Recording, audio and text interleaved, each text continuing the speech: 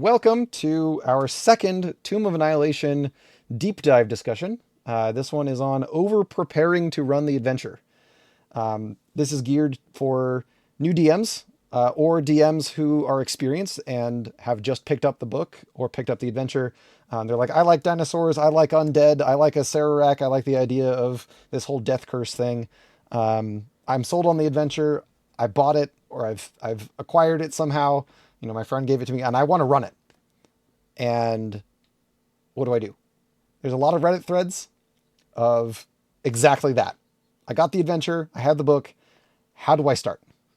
Um, and before you start an adventure, first off, I want to kind of introduce the idea that you should check with your players and make sure that they're on board with the adventure as well. This adventure is long. It's an entire story. It's an entire campaign at levels 1 through 11-ish. It will run, if you do the whole thing, it can be a 2-year commitment, just about. Depending on how many hours you play in your session and how many little side quests you do. It's got 3 major chapters, really, to the adventure. It's got the city of Port Nyanzaru in this kind of jungle area of this peninsula of Chult. And then it's got the jungle crawl. You're going through, having adventures, as this little expeditionary force, trying to find the source of this death curse. And then the third part of the adventure is the city of Omu and the Tomb of the Nine Gods. Now, the setting itself, the book gives you some details about the setting, but you can just use the setting as a fantastic adventure location. There's a lot of really cool stuff in there. You can run as one-shots. You can use it as inspiration for branching off and doing different things. You don't have to do the adventure that's in the book. Actually, there's enough material in there that doesn't have to do with the book or with the main quest. There's so many little side quests that are fun. I've also run just the tomb. Start the players at level 9, enter the tomb. And that's a fun dungeon crawl. 5.5, 6 level dungeon. Deadly traps, puzzles, encounters, cool characters. It's a lot of fun. Before we dive into this all-encompassing discussion of prepping, why don't we introduce ourselves? I'll go last. Why don't we start with No Fun Allowed? How's it going? No Fun Allowed here. I am the world's biggest Tomb of Annihilation YouTuber out there. I've ran it a bunch of times. I'm actually fixing to do a solo Let's Play on a channel of some sorts. And TOA is the best 5e adventure out there. Screw you, Curse of Strahd. Excellent. Glad to have you on here. Heck yeah. And Micah. Hi, I'm Micah Faulkner. I write a little blog called Annotated Tomb of Annihilation. Been doing that for a few years. I have actually only ever prepped a game once. I'm still on my one campaign of this. We're like 6 years in, 4 years in. So it's crazy. And it's just my entire documents folder that I've loaded up into a blog for anybody else who would want it. So that's what I've been doing. All right. And Trace or Wolfgang. Awesome. I'm Trace Wolfgang. I use they, them pronouns. I'm a professional game master for Start Playing Games. I also work for Chaosium on the side. I run like Call of Cthulhu stuff. I have prepped Tomb of Annihilation twice now, and I got to play in it back in 2017 when I was still in high school. It was a soup and heap of fun, and it's probably my favorite book. That or Witchlight. Those two are my favorites. I love them both so much. So, yeah, that's my little intro. Excellent. Guggen. Yeah, I have completed Tomb of the Annihilation once. However, I always go back to help as many people as I can with it because I started it 4 years ago, watching No Fun Allowed, binged all of his videos with it, and quite honest, still didn't really. It was still a lot to get, a lot to know, but I pulled through. I usually did. We pulled through it about a year with the campaign. I was on a time crunch to get out of Japan, and so we did about 7-hour sessions every week. Oh my Wow. and goodness. so we made it work. Nice. And I am Apollonaut. I am the creator and admin of the Tomb of Annihilation Dungeon Masters Discord server. We've got thousands of us in here, and I'm also a moderator on the Tomb of Annihilation subreddit.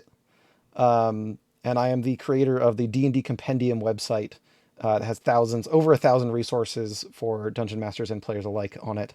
I'd like to highlight we have a Tomb of Annihilation resources page on the website under DM Resources Adventure Guides.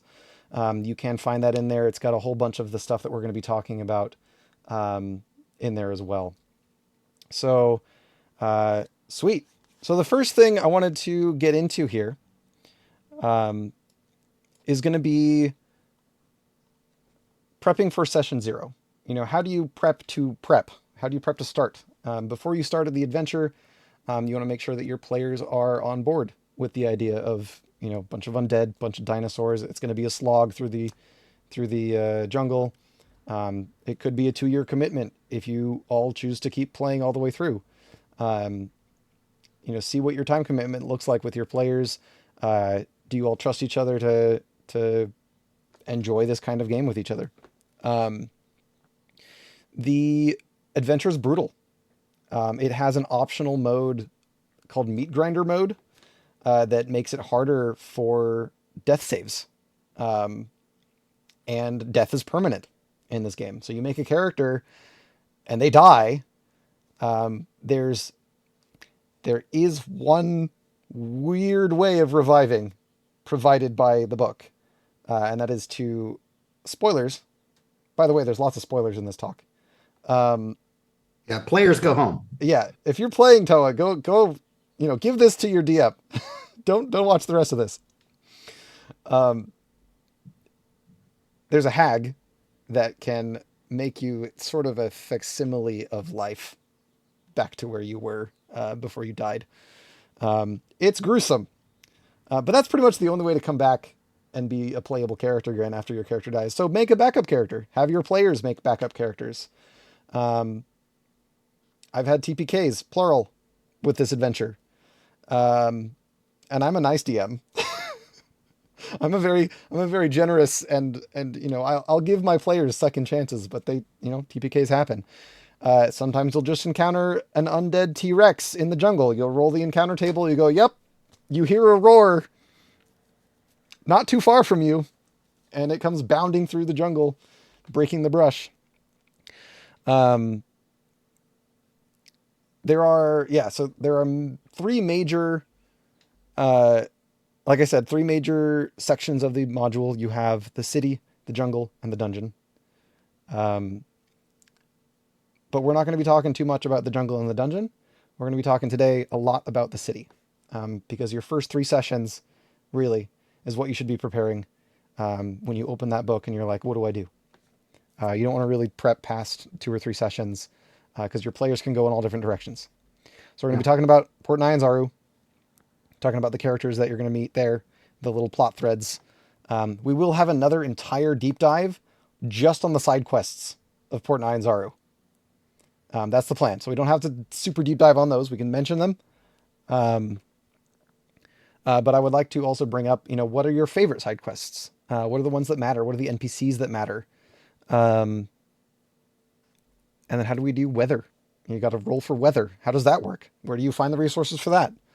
So let's get into it. No Fun, I know you got to go soonish. I'm glad to have you here. What do you? I want to see what you. I'm glad to have you here to too. the I watched table. all of your videos as well when I was getting started. So one of the Thank things you can do to prep this game is just go watch his videos. So what is the first thing you do when you have a new group ready to run Toa? What are you prepping?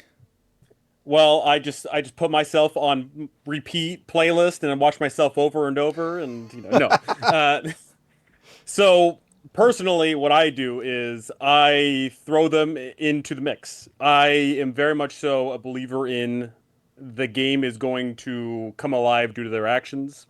And when they show up into that city, I'm going to see firsthand both how the players act, if I'm new to these players, but also very importantly how these characters are going to act. Are they going to play the political game? Are they going to be money grubbers? Are they going to just be dumb and dive head into the jungle with no information at all? And that right there is going to really help shape what I think about prepping and also what I really spend the time, expanding upon throughout the course of the campaign.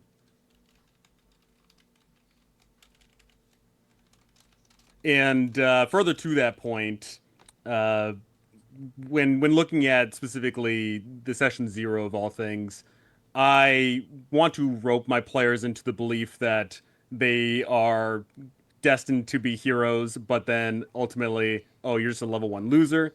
Because I love the rags to riches story. I love the losers to potentially not losers story. And You I start them think at level TOA, one. oh, absolutely. Okay. Ultimately, I really love the idea of when you look at a bunch of other campaigns, it's always about saving the world, and it always makes no sense that level one losers are going out to save the world. It makes no sense at all. But this is the first campaign where that makes sense because inevitably, whenever any one of my players ask, "Oh, hey, if the world's in danger, why are we being sent there?"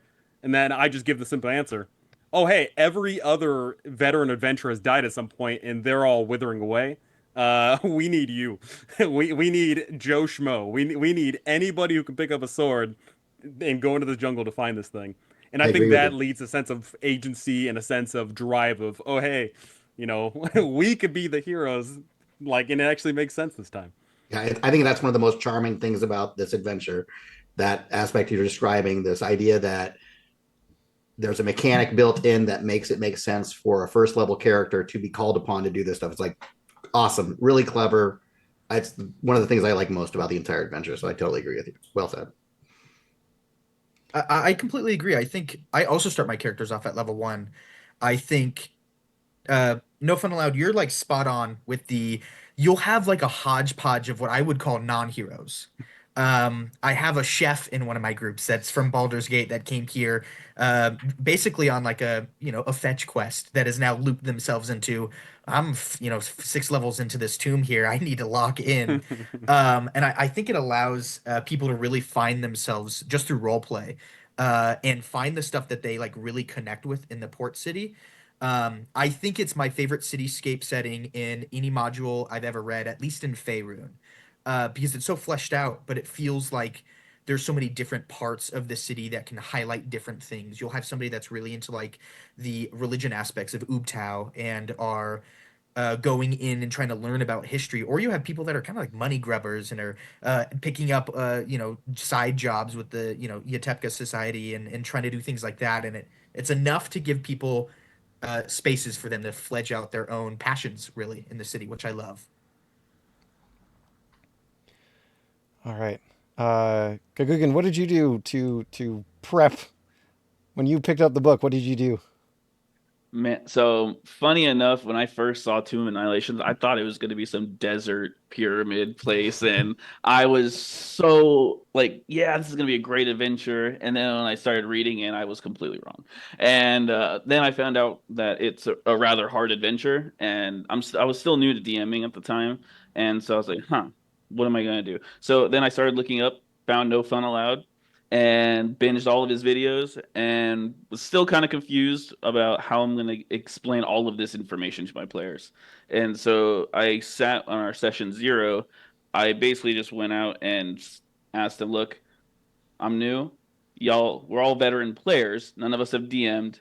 So let's work together. Let's figure out what we want together as uh, what kind of story do we want to tell to each other? What kind of story do you want your characters to evolve into? And I think that having that open communication at session zero is really going to help align with your story later as you progress through the module. I also think that a lot of my players were very open with the fact that don't be afraid to homebrew. But even though I don't like the word homebrew because I think it's a very overwhelming term. Once as a new DM, you hear it like, oh, how do I make up these new rules? How do I make all of this? I like to think of small adjustments because even a small adjustment is considered a homebrew. So just think of it as that, and then as you go through, if you find something that wasn't that seemed pretty complicated, you can make a minor adjustment as long as you test it out. If the players really enjoyed it, you can kind of do that And so it was a lot of small micro adjustments that I was making throughout the beginning, and that really set forward the precedence of the module. Okay, I want to dig in. Right, this is a deep dive. I want to dig in. Sure. Actionable things that Sure. DMs can do. Like people watching this video later on or listening in, like they're maybe thinking about running the game. What should they do? So I'm going to go through my example here. So I prepped the encounter with Syndra Sylvain. So Syndra, by default, is going to be the patron of the party. She's going to explain sort of why they're being pulled in to go do something heroic. And then she's going to teleport the party to Port Nyanzaru. Now, this is where we get some choices. You can do that. You can have Syndra's teleport the party to this, hot, sweltering, humid city.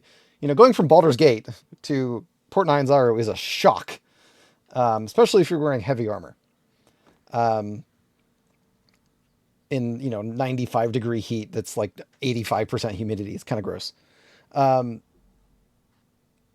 Some other DMs will prefer to open the adventure different ways. You can have a boat that she'll charter, and then you can have Aramag, the dragon turtle from the Bay of Cholt, come up and be a big dramatic encounter. If players are level 1, they can't even touch a dragon turtle. But the captain of that boat's going to have to give that dragon turtle a chest of gold to be able to pass. And then they can come across pirates on the journey. It could be a neat introduction of a genre that the players don't usually get to run into in D&D. So you can have them take a boat, you can have them get teleported, or you can choose to forgo that as your first introduction to the game and start with something called Cellar of Death, where you go, all right, characters, or all players, you've made characters. Now you get to make a character that all of you know, and we're going to start our first scene of the game at their funeral. And that's a fantastic start to an adventure. So Cellar of Death is written as an alternate, or like it's an augment. It's an additional mini adventure for level 1 characters that introduces the Harpers, introduces the Death Curse, and gives the players some sort of reason to care about the Death Curse. Otherwise, the players don't really start caring at all. They're just like, okay, I guess we're going to do this maybe for money or magic items or whatever. We're going to be like Indiana Jones and go, Raiders of the Lost Ark, go get some cool stuff out of the jungle. Any That thoughts? soulmonger belongs in a museum after all. Yes. Any thoughts before I continue? So I go a little bit of an extra mile. So I have the session 0 where I tell my players, okay, we're playing Tomb of Annihilation, but then individually, I'll have a session 0.5 with each individual person where it's a one-on-one and we establish the character, and if they're new, we go through the little tutorial process. But ultimately, that session 0.5 I have with each person, that is going to be the direct link to Syndra Sylvain. So that could be, okay, you're a rogue, and you got caught stealing. Okay, you have to work your debt off with this Syndra Sylvain. Or, oh, hey, you're the druid and you're a hippie and you want to save the world, yada yada. Then, oh, hey, this person knows a way to help save the world and all that fun stuff. That's how I typically loop all of my games into any campaign whatsoever. But for Tomb of Annihilation, it's a really good central point to, instead of just opening up the campaign with everyone shows up in the tavern. It's oh, hey, everyone knows someone that's interacting with this person. You have drives, goals, motivations, and what can even help even further is, of course, if any character has anybody that they know that is dying from the death curse, that's also a strong motivator for working with them as well. I personally really love the journeying in through boat and seeing the dragon turtle. Every single time I've ran the campaign, which is twice now, or at least started it, and when I played in it, that was our introduction as well. I think the teleporting thing is neat. I think the one of the first things a game master should do is decide how they'd like to start the adventure, because it is an epic journey. The campaign is massive, and so how do you want to start something that is this massive?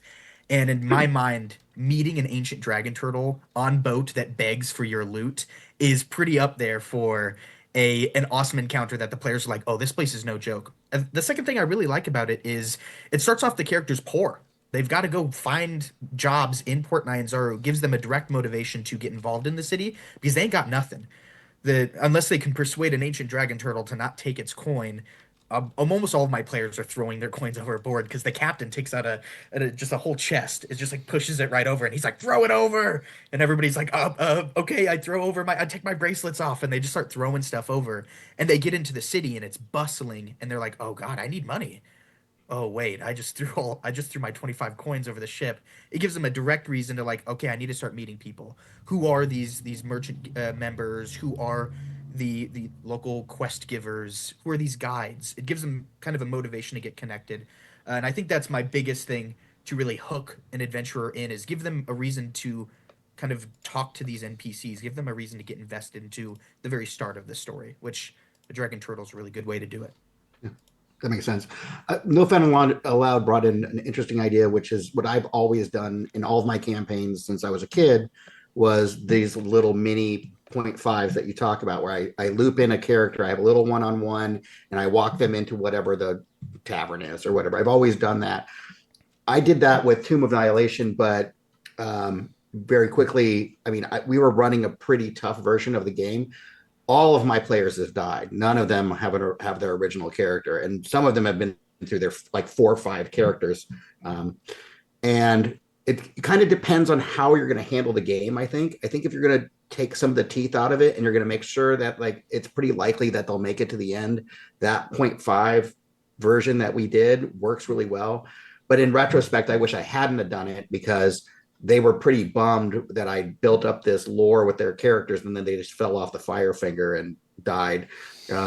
So the game became very quickly more of a disposable character game, which is a different vibe than what I've normally played, but it's also fun. Kind of depends, I think, on what your group is wanting from the game. Is the group going to be going in and just, throwing character after character through this jungle until it can get to the other side? Like you're playing some sort of side scroller. If you're playing it in that way, then I'd probably just teleport in. I've not read Cellar of Death, and I didn't really know that it did what you were talking about. But if I was going to set up my group and have a bunch of new players come together with first level players, that sounds like a really great sort of opening where they start with a funeral. Likewise, with the taking the boat in variation, where you have this like high stakes. Welcome to the campaign. The stakes are high, but your characters have to like build themselves up. I think that's a great way to do it too. Mm-hmm. So I think all of these are really neat ways to do it. I think they really depend on the vibe your players are wanting from the game, what sort of energy they're going to want to get from it.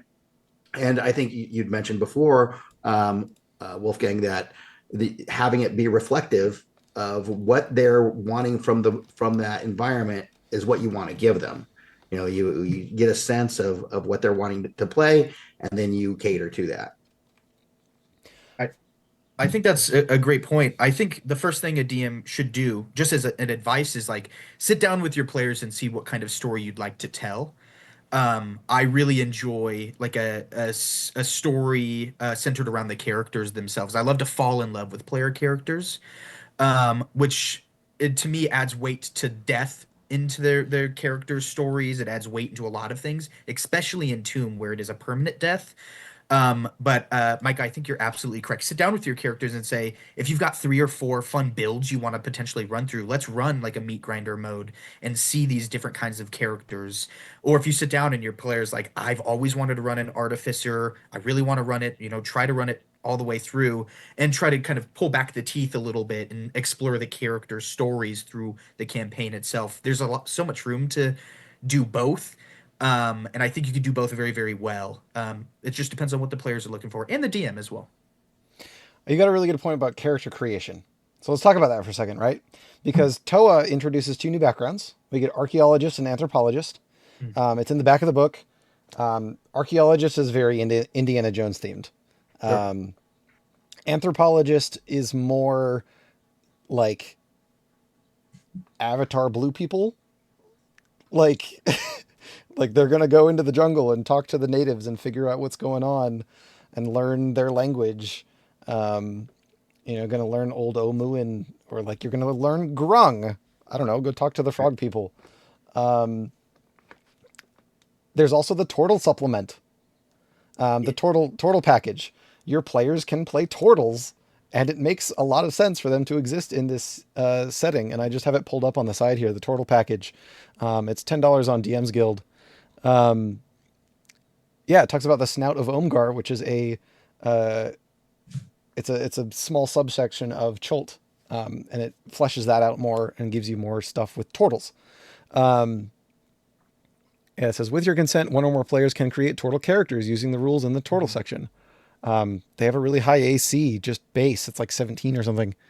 A natural armor AC of 17, and you can go inside your shell. I've seen turtle wizards do really well in Toa. They have a 17 AC, and they're a wizard. Right. Yeah. So turtles can be really cool. There's also a couple of turtle guides. There's Quilgok and Eyal, I believe. There's a couple of them. Mudgraw. Oh yeah. So definitely take a look into those resources. Players might want to play as a turtle. You never know. You could have the Teenage Mutant Ninja Turtles. It's funny you say that because one of my players was a turtle monk, and he did end up dying in the finale of the campaign, but it was pretty glorious. Character creation as well. There's the character hooks on page 9 of the book. Hugely useful. Yes. I don't think I've seen other books, other adventure books from Wizards of the Coast that use this to the same effect. It's just, there's a whole page of like, oh, the player chose the charlatan background. And it pulls you into the adventure. Player chose the noble background. It tells you how you know Cinder Sylvain. Player chose the soldier background, right? It goes based on the background they chose. It gives you, the DM, a paragraph to explain to that player character why they're here, why they're interested, why they should care. You don't have to use them, of course. Everything in the module is optional to a degree. But I love these. And I've in one of the adventures that I'm writing or consulting on is I highly recommended adding character hooks for each background that exists, because that adds to the world building. If you're designing an adventure, it adds to the world building, and it pulls in player characters directly to your plot hooks. I feel like that's the biggest part of this. Like I run D&D games for middle schoolers, and my biggest challenge is making them work together. Making them care about the world and what's going on, and making them work together. And so giving them all something individual that they can grasp onto that then adds them into this all-encompassing story is super handy. Nice. Plus, any sort of tool you can give that helps the DM goes an incredibly long way. And, Sure. once again, if you didn't have that, then you'd have to sit there and go, oh, great, how do I loop all these people that never want to go on adventures into this adventure, right? That right there really helps out. Yeah. Anybody have any other insight on character creation? Do you have any like power gamer 3d6 advice? down the line, baby. 3d6 down the line. Amen. Anybody dealing with power gamers in Toa? Iffy. I'll say this. I've seen some people, and I talk about this on my blog a little bit, but I've seen some people online advise or ask this question a lot about characters, and they want to know, hey, like I finish up Lost Mine of Phandelver, and I want to have all my characters walk in and start Tomb of Annihilation. And so they've got a bunch of 7th level characters or something. I don't think that's an awesome idea. I think the fear, like we were talking about, being the 1st level character walking in, or maybe 2nd level, walking into this scary environment, I think is the fun. To be that sturdy takes away. I mean, you would have to do so much adjusting of these encounters in the jungle and stuff to make that cool that I don't know if that makes a lot of sense. Unless you were going to have them kind of like jump right to the door of the tomb or something. Fine. Have 7th level characters walk in out of Lost Mine of Found Elder with maybe a magic weapon and kick in the door and get going. But otherwise, I would highly recommend not doing that. I think starting a fresh campaign with fresh characters is what this is designed for. And that's probably the smarter way to go. Otherwise, I mean, the amount of monkeying you'll have to do with this big of a book would be crazy, I think. All Yeah, right. so Okay. I personally haven't dealt with power gamers in TOA. I haven't actually. I mean, I've DM'd for a bunch of power gamers, but never for like a big campaign like that. But I have gotten a lot of comments on my channel, either from players who were annoyed that the DM either didn't put enough like oomph in there, and then they like blazed through the campaign. It was super easy. And then I've had other players show up and say, "Oh, it was too hard. It was a meat grinder." Then I've also had the inverse of DMs saying, "Oh, this campaign was way too easy because I ran it purely rules as written, and technically, if you run 5e purely rules as written, and they could get all the rest in, then it is easy." But then the other side of that is also if you run it with just a little bit too much fine tuning, it can be definitely hardcore and too many deaths all around. So depending on your individual group, you do need to dial those knobs and flip the Yeah. switches and all that for sure. That kind of nuance of game mastering, I think the game, this particular adventure, it lends itself to a more advanced dungeon master, knowing how to dial things in, especially when you look at like the jungle, how long that's going to be. And really all the encounters are kind of the same scale. So it's like you're going to have to know how to dial things down at when they first get into the jungle and have that work and get to the end of the jungle, dial them up. How do you like add fire newts to a scenario and not just totally kill people, but still make it challenging or whatever the things you're going to do. Those are all kind of like, if you've been DMing for a couple of years, you know those. But if this is your first adventure, you would have a hard time dialing all that stuff in. So that'd be a thing to consider too. Also, I The would honestly say if you're new to dungeon mastering, just in general, don't get one of these big books and play it.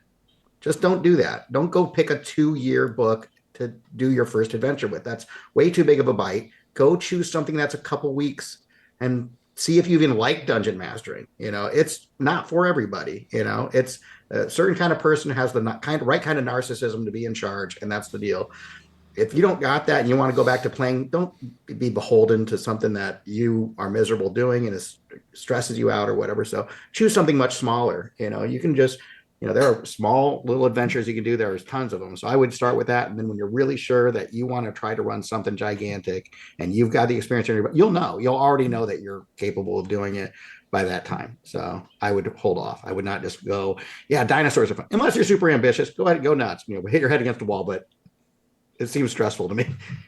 that's Here's a oh very good point. Oh, I'm sorry. no, but if you did buy the book already and you're like, well, shoot, I don't want to go return it, right? Join the Discord. And learn how. Join the subreddit. Um, there's a Facebook group. I don't know how many people are still on Facebook, but there is a Facebook group for DM helping each other about Toa. It's linked on my website. I don't ever touch that anymore, but I'm all over the Discord and the subreddit. Um, Tons of people willing to help. If you're running any module, Yeah. like if you're running Curse of Strahd, go join the Curse of Strahd Discord. If you're running Candlekeep Mysteries, there's a Candlekeep Mysteries Discord server. Um, and I like your point, Micah, about go try something more bite sized. I think Wizards of the Coast has heard that message loud and clear, because a lot of their more recent books have been anthologies of smaller adventures. It's designed for one level. It's going to be like 11 pages. Like that's the whole adventure. Right. It's got like 2 or 3 locations. It's got a little encounter thing going on and some puzzles. And it's like, that's it. You want to do heists, go get your keys from the Golden Vault. Right. So I'll I also think, say there's a great little resource. It's the 1-page dungeon contest. Go look that up if you're starting out. Those 1-page dungeons are cool. There's like a million of them. There's a bunch of neat little ideas. You can steal them and mix and match and put them in your adventures and stuff. They're cool. They're visual, minimal reading. They're much easier to approach than like walls of text. So I highly recommend finding the 1-page dungeon contest and start looking through those too if you're new. Yeah. So, anyways, Yeah, back to the this stuff. I'd be interested to hear from Gagoon. yeah, You yeah. said this was the first module that Right. you ever ran. Yeah, So you very kind of much took what so. Micah said and said, screw I'm it. Texan, go big, go home. And so I'd love to Right. hear your perspective as somebody that hadn't read through another module, at least not at the rate that you were having to run it, and kind of your perspective when it came to preparing that. Yeah, so the biggest thing I had to learn is there is so much micromanaging in Tomb of Annihilation.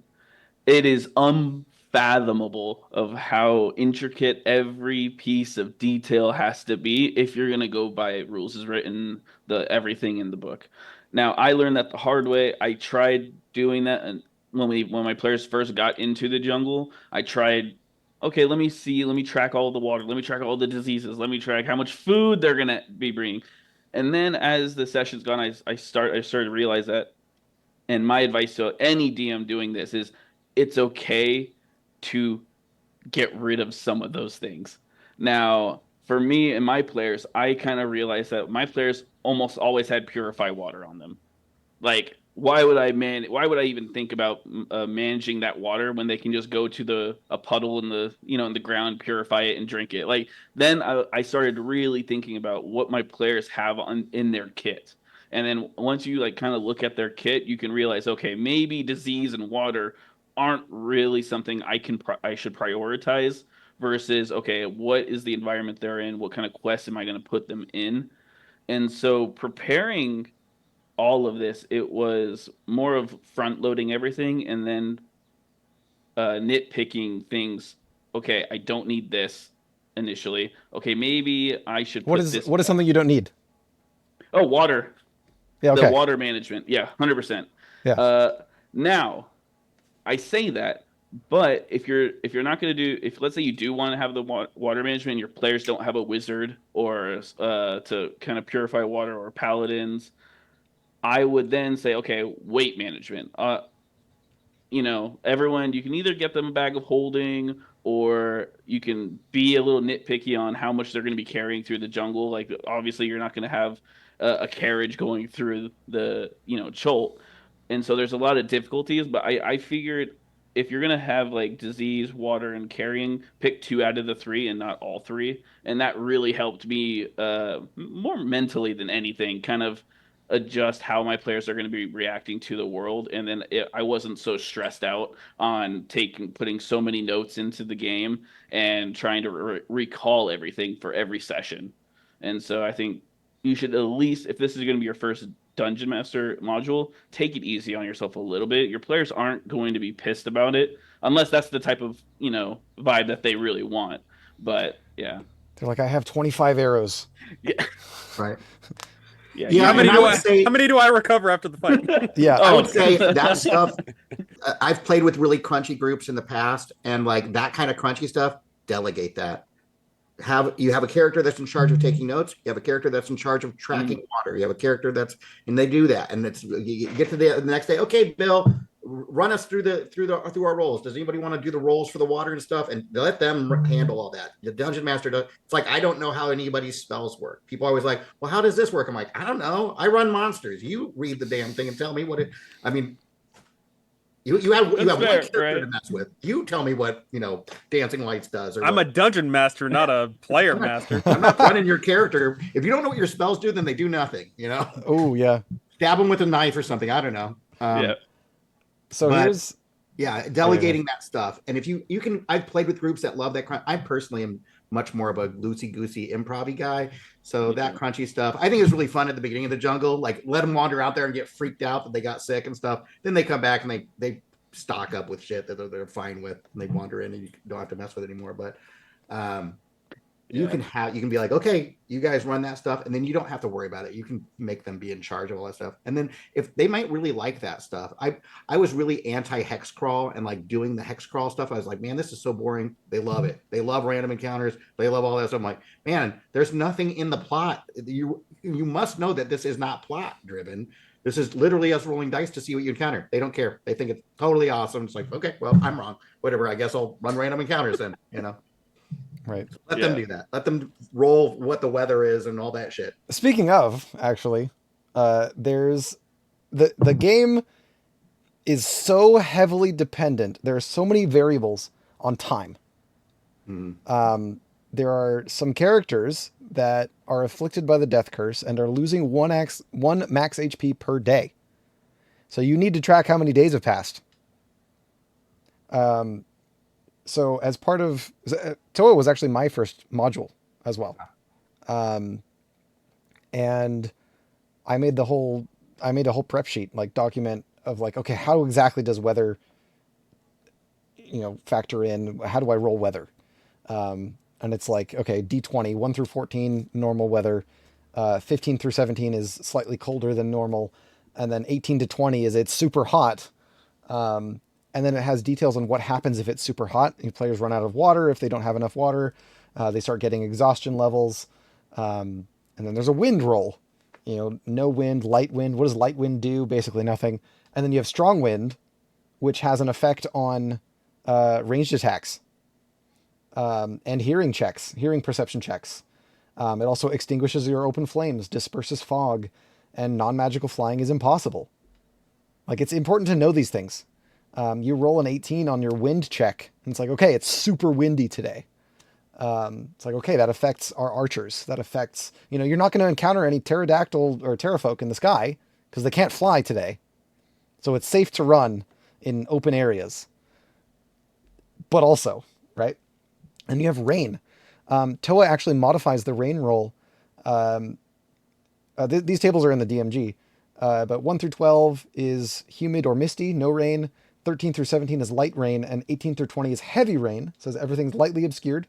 Disadvantage on sight and hearing perception checks. Extinguishes open flames, and there's a chance of a tropical storm. So if you roll heavy rain, you need to roll a d4. On a 4, it's a tropical storm. Sheets of rain, heavy wind, lightning. If you're at sea, there's huge, huge waves, immense surf at the coast. Guides will recommend hunkering down and staying put. Travel by river is impossible. It says if player characters insist on traveling by foot, every character gains 1 level of exhaustion automatically, and rolls a DC 10 con save, or you gain 1 more. And then also, skill checks to avoid getting lost are made with disadvantage during a tropical storm. So it's like all of these compounded effects. So have one. I mean, you can roll for them. You can roll your entire calendar. That's what I did. I literally rolled like 2 months worth of weather checks in advance of running the game. I was like, okay, I'm going to have a calendar. I'm going to have my weather. Any like weird major swings from cold to hot, I'm going to like even out. I'm going to say like it's light rain today and then heavy rain the next day and then light rain again. I'm going to even it out a little bit so it makes a little bit of narrative sense. So it's not like, 50 degrees and then 110 degrees the next day, though it could be. Right.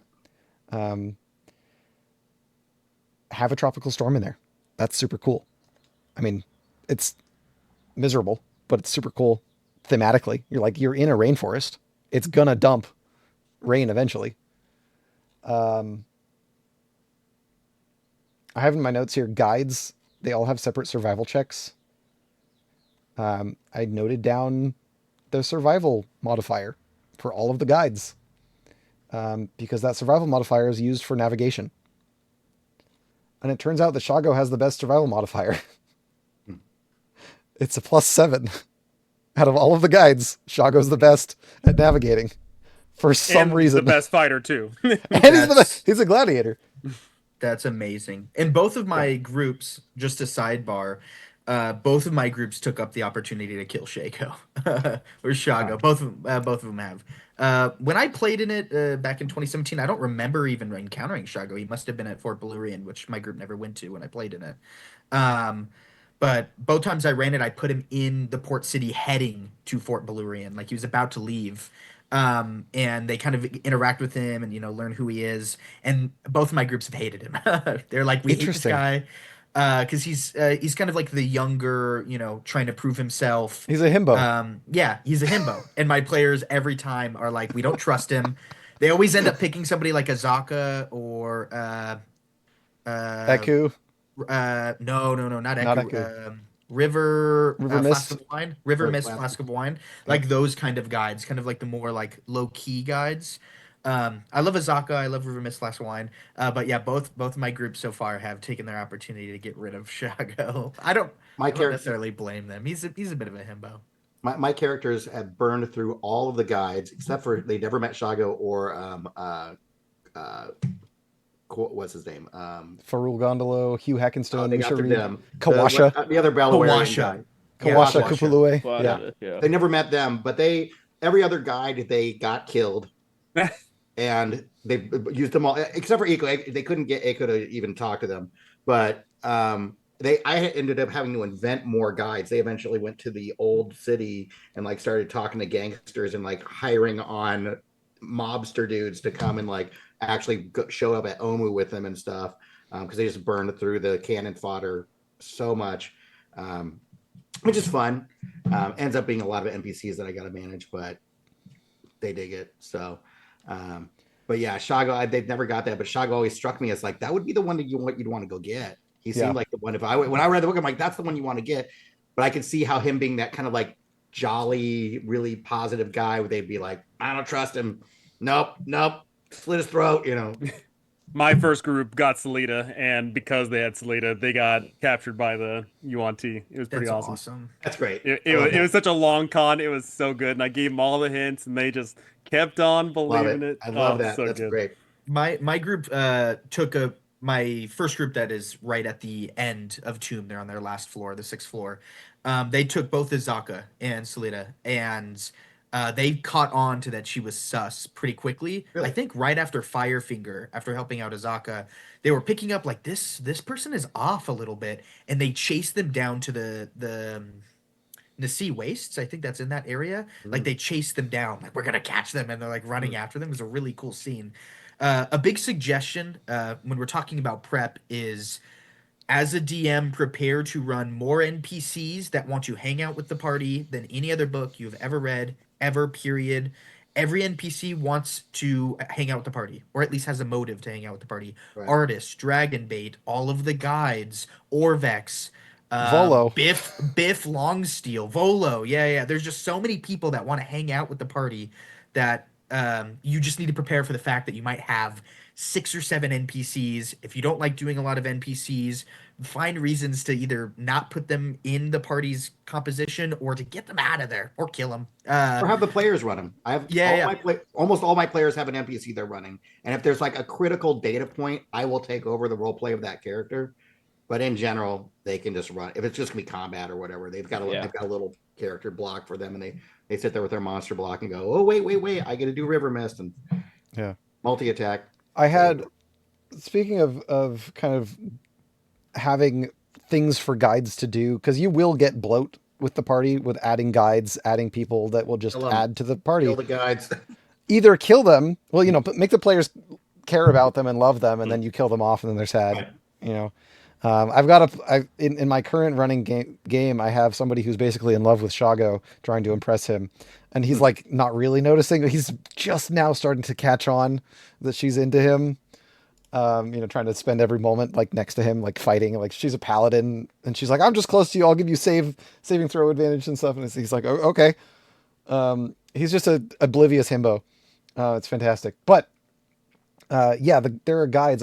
There's 12 different guides if you include the turtles. Mm-hmm. So just really quickly, we have Azaka Stormfang. She's a were-tiger. So she's like Super sturdy. yeah, she does not die basically. Um, She does take fall damage though. does take Yep. fall damage. Yeah. Very strong, very popular. I did a poll in the Toa DM's Discord of what jungle guys did your players hire? Azaka and Eku and Salida are the most popular. My players never trusted Eku. They were like, "Oh, she's too good. She's too good. There's got to be a catch. There has to be a catch. Why is she such a good person?" And I'm like, she's just this is who she is. But this party that I'm running now, the paladin, like outside the building, that Echo was like eating at Kaya's house of repose, and the party goes outside and they're talking, And the paladin was like, I have a feeling. And she did her divine sense or whatever it is, sense that there was a celestial in the building. And she was like, oh my God, we have to bring her. And I was like, yes. That's cool. So Echo's really neat. She's a coatl, a celestial being from one of the mythologies. The Esho tribe, I think it is, or something like that. Yeah. Um, Oh, yeah. I was gonna say I took something, not to honk the or toot the horns of any of our other guests here, but Micah has a really amazing guides annotated Tomb of Annihilation. If you are a new DM, consume the resources online that amazing other like incredibly talented storytellers have created. Watch all of your No Fun Allowed videos. Watch Sly Flourish cover Tomb of Annihilation. Watch Micah Faulkner or read Micah Faulkner's annotated guide. It is all amazing. It's where I picked up the idea for Aramag. I picked that up from Sly Flourish. My players were shunned from Eku. I think it's something that Micah suggests is if Eku can detect them if they are shady. And Eku, I had two players that were lawful evil, and Eku's like, "Nope, I'm not. I don't revive with y'all. We're not gonna hang out." And the players are like, "What the heck?" Like they were so off put by somebody just outright pointing at them and being like, "Nope, I'm not traveling with you. You don't get to hire me." My player's like, "What the hell was that? Who is that lady?" She just like walks away, and Celinda kind of slides right up, and or Selita slides right up, and it's like, "I can travel with you," and they're like, "Yeah, you come with us," and obviously that went Perfect. the way it went, but That's perfect. yeah, I please love it. consume the stuff that you find online because it is so helpful. It's like oh God, like the um No Fun Allowed is I think it's your first Portnine Zaru video. It's like probably your most popular video on your channel. I've rewatched it like 3 or 4 times because it's like the amount that you'll consume it helps so much with starting the campaign. So seriously, to all new DMs out there, just consume the material that exists online because you'll get so many cool ideas from other very talented storytellers. I was wondering where all those views came from, but apparently it was just you putting it on repeat. Us. It was all y'all. Thank you. Yeah, I'll say Oh, this about Portnoy Zaro. This is just my opinion on Portnoy Zaro, and I think it can be done a few different ways. Um, I really like the idea of running Portnoy and Zaro super positive.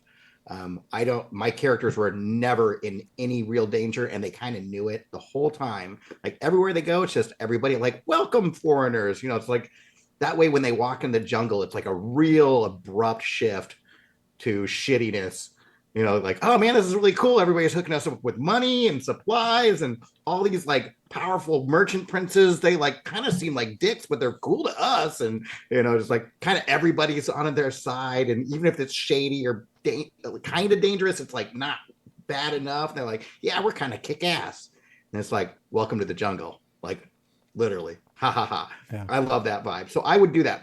Don't kill characters in Port Nyanzaro. Don't take away their money or whatever so that they have to work hard or something, but don't, just have it all be the land of hookups. Have it be the land of like, I know a dude, I got a dealer, I got a whatever, everybody they meet is hooking them up. And then that makes the isolation of the jungle feel that much crappier.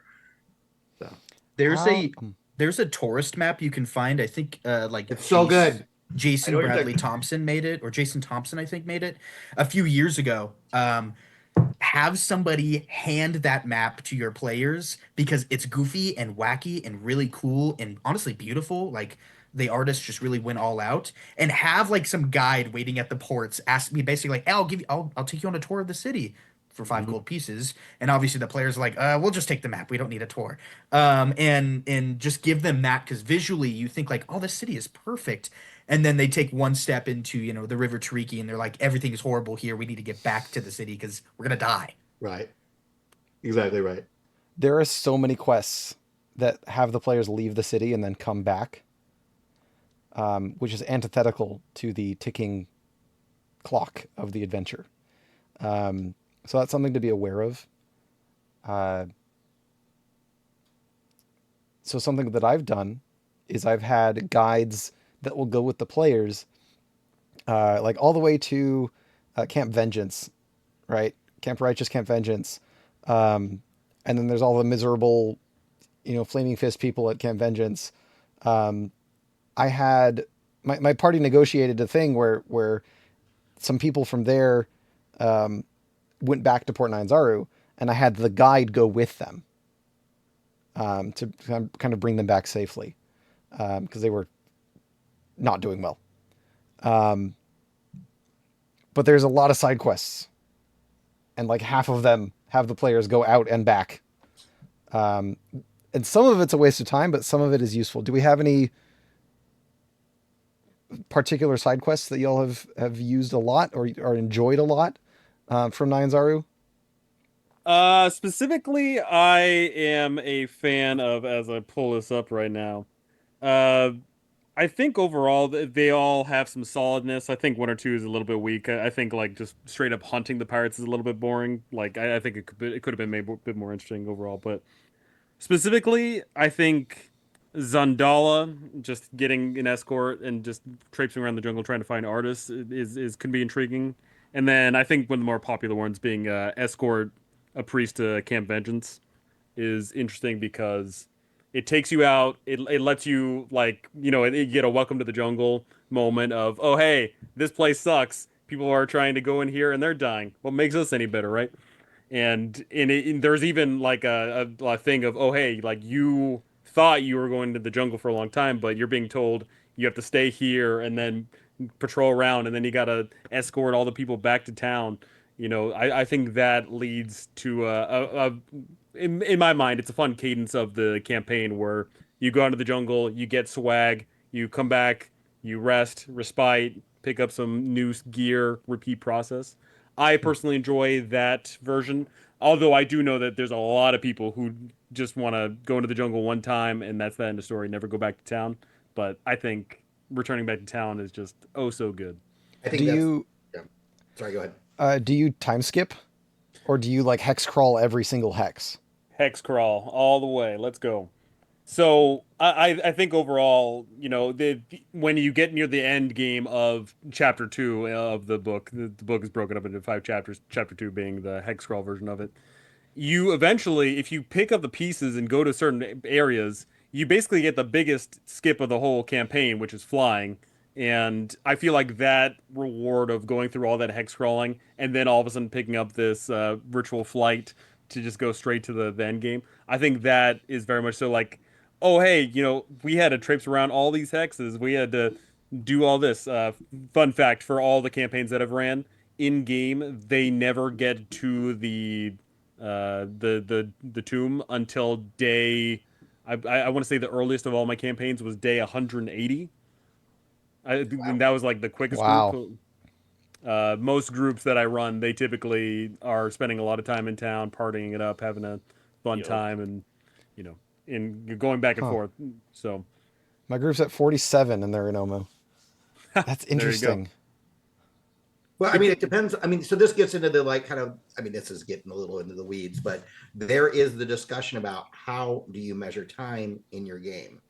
And, I mean, I'm a very hand wavy guy. So my people are like, well, what time of day is it? How far? I'm like, I don't know. It's 2 in the afternoon, because I'm going to manipulate the clock that way. But I mean, there are some people, if you look and it's like every hour of gameplay is an hour of real time. You can play that way. Or I think the like kind of the WotC way is, you got what 5 or 6 encounters a day is the rule. So once you get to 6 encounters and the day's done.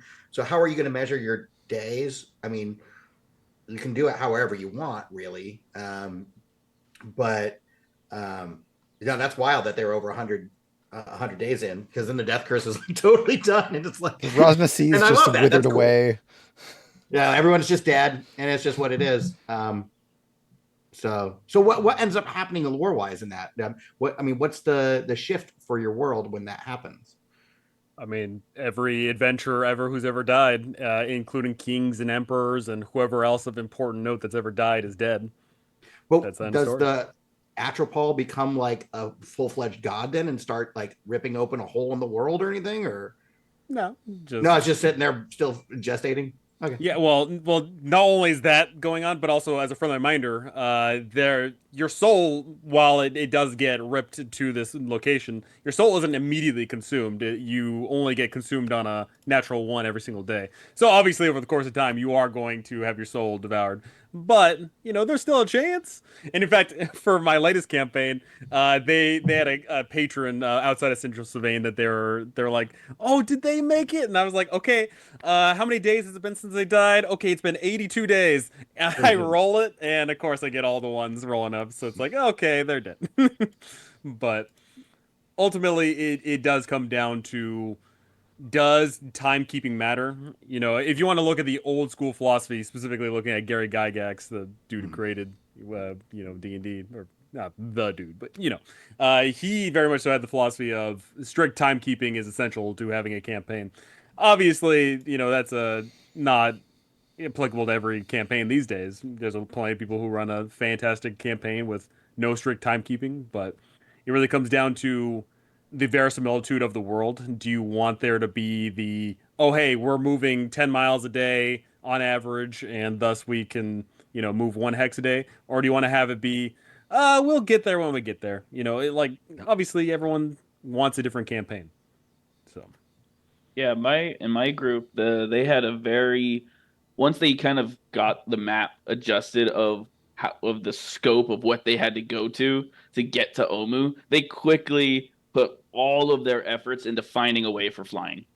That was their sole mission because they in their minds that they think that okay, no matter how much time it takes for us to get that flying, the distance covered by flying is going to be far greater and worth it. And so I think once I started hearing them plot that and have them using teamwork to actually get things from people, information, items, theft, I was like, okay, this is good. I like this story. And so then I actually let them about maybe like 20 sessions in, they managed to tame a pterodactyl or a quetzal.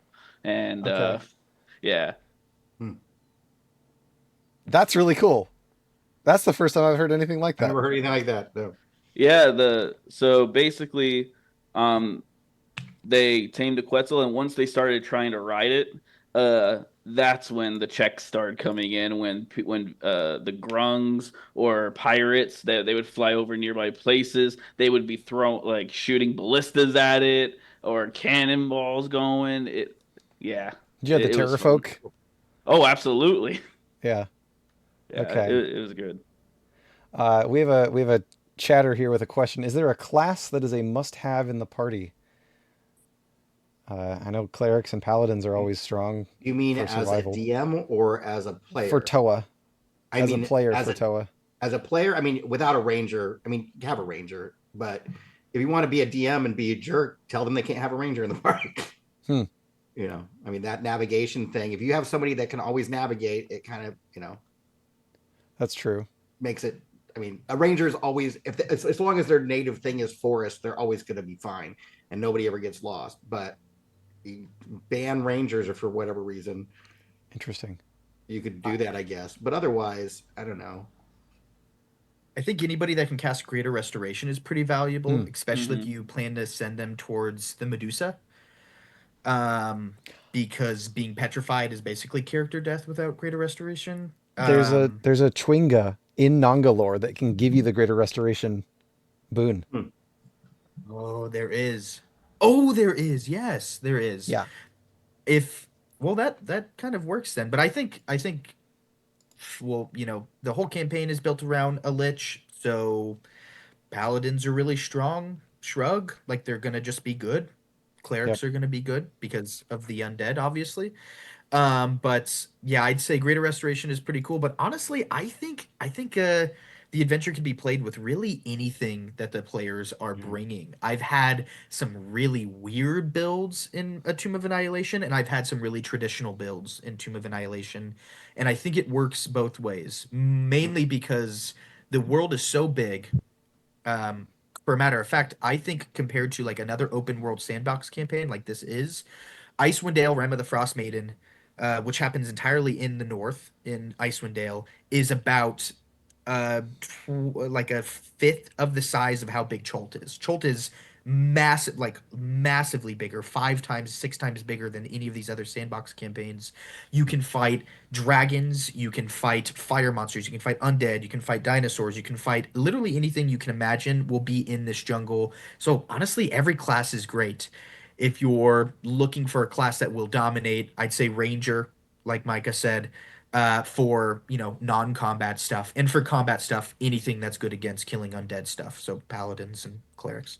I'll also say encourage your players early, and I didn't, to figure out a way to know languages. Unless you're not going to Hmm. play it rules as written, almost nothing out there speaks common. So I mean, they're just trying to drum lore on them is like pulling teeth because it's like, okay, well, and especially if they don't have the anthropologist web, like they just could not learn languages, and it's like I guess they're just not going to know what the grungs are saying. I guess you're not going to know what these birds or people are saying. I guess you're not going to know any of these people are saying. Everywhere you go, it's just like nope, none of these things. They're all like Monster Manual 2 characters and Fiend Folio monsters, and none of them speak anything. So you're just not. And so then you're like, well, how do I make them find lore? And Well, also, like that even there's a lot of stuff written in Omuan. It's like, how do you read the Omuan? So tell somebody if you got a magic user, say, you know what you would be really handy is if you got that spell, read well, languages or whatever it is, Comprehend, yeah. yeah, so the language, reading languages, they're SOL. But in regards of like actual verbiage communication, like that's when you get to have a charades game, right? Like if you're the grung, Right. you get to go, you do whatever, and then whoever else they do their little fun shtick. But I think charades can definitely be a very interesting, mechanic of, oh hey, we got to communicate this. How do we communicate that we need this thing from these frog people? How do we talk to so and so, right?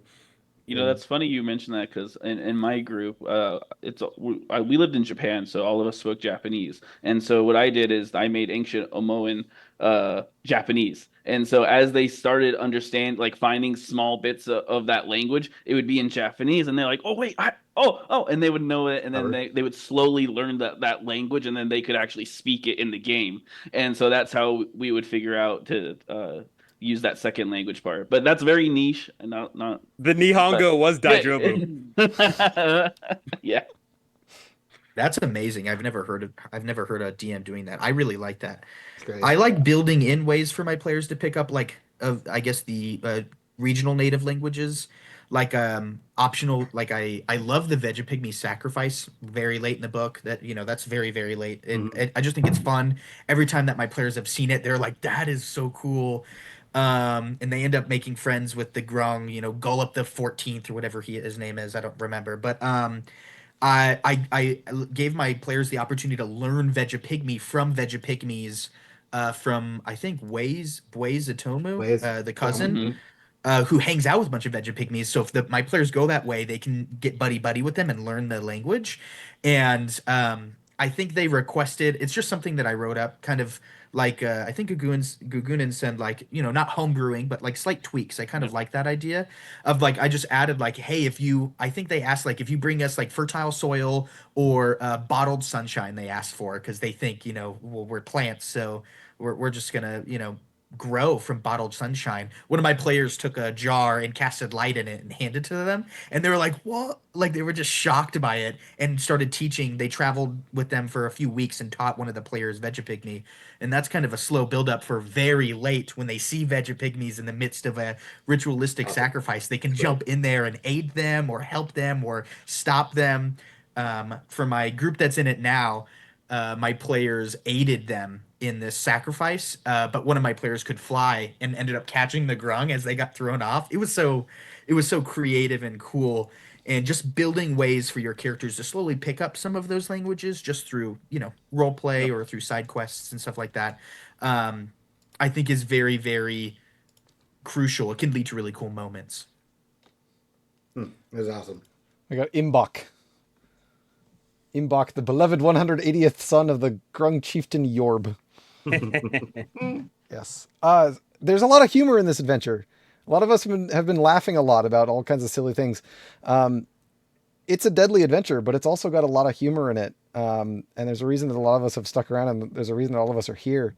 Part of the injection of humor in this module was that they consulted with Pendleton Ward to write this adventure, who is one of the writers of Adventure Time, if I recall correctly. Yeah. And there's a lot of just weird, humorous, absurd moments in this adventure because of that. It makes it, there's those moments of levity after you've been slogging through the jungle, through the mud, and it's a really miserable, and you've dealt with all the people in Camp Vengeance, and they're all just really miserable and dealing with like poop mixed with mud as their like floor, and then you go and you go to the little grung village of Dungrunglung, and you're like, okay, that's a good time now. In Port Nine Zaru, on a random encounter roll on the D20, if you roll a 1, a parrot poops on a random character's head. It's great. You know, Incredible. that's the random encounter table that we need to see, Yeah. right? So when it comes to the comedic value, how did you guys play Artist Simber? Because for me, when I was reading up on his lore, I saw that he's basically immortal, well, as he has that ring on. And so what I did is a lot of my players were so many times they already went down, almost death, probably like 20, 30 times in the jungle. They're barely chugging along. And then when they finally meet artists, they just see this guy running for dear life from the T-Rex, and the T-Rex just eats him. And then they never see him again for another like 2 sessions. And then they see him again running from this same T-Rex covered in, shit all from because it just poops him out. And so then after so on, they finally catch up to him, learn that he's immortal, and then story there, and he becomes that comedic relief in the group because they try to manipulate his immortality to do their bidding, and then they slowly become chaotic evil party. But you know, That's but that's yeah, very interesting. I think to kind of connect it back to like mm, preparing for Tomb, and connected to artists a little bit. Um, I'll go on a side tangent for slightly, and then I'll come back to artists. If you're preparing for Tomb, go ahead in the book, read up about artists, read up about Ras, read up about the Sown sisters. Those are the three that you, before you even start the campaign, you should be kind of locked in on these particular NPCs slash antagonists, lieutenants, if you would like to call them, to kind of hint at them early on. You can hint at Ras with like the blue triangles early on. You can hint at artists with like stories about the ring early on. You can hint at the Sown sisters about like these hags early on. So that'd be my big suggestion is like Yeah. at least those three. Everybody knows a Serax in the book because he's on the front cover, but for sure those three. And with artists, I had the opposite. He in my game he was crazy and evil, and it was corrupting him. Like it was corrupting his mind a little bit. And my party had met Dragonbait before they met artists, and they love Dragonbait. They're like, Dragonbait's our guy. This guy's sick. And then they meet artists, and Dragonbait's trying to communicate to them like this guy should be good, right? He's a friend of mine. And they meet artists, and they're like, what is wrong with this guy? What happened to him? From what Dragonbait's trying to communicate to us, this person should be a hero, but they're very much so not that. And I think I use Dragonbait more as a comedic mm, character than artist because to me it seems more naturally comedic. But I kind of like the idea of using artists as a comedic. I think one of them has to be kind of a yeah. comedy punch, regardless of which one you pick. I think one of them needs to kind of bring a little levity because they're gonna hang out with the party for a decent amount of time, at least until Ras is out of the picture, and then they'll maybe go on their own journey back to Mesro or whatever that may look like. I mean, his name is Dragonbait. Like, I mean, yeah. um, Yeah, those two, but I also, mean, I mentioned it before, but those two characters, I just would not put them in front of my characters. So I was like, this opens up a whole, for me, the artist Simber thing feels like it's in there really as a fan service component, where it's like people that have read Ring of Winter, or if they know that stuff, it's like that is a cool tie-in. But if you got players coming in from out of there, I'm like, I don't know if this how I could not figure out a way to like drop Indiana Jones hanging out with Lizard Man with the ring from Lord of the Rings. I was like, I don't know how I can make this coherent. So I just they'll just walk right by it or whatever.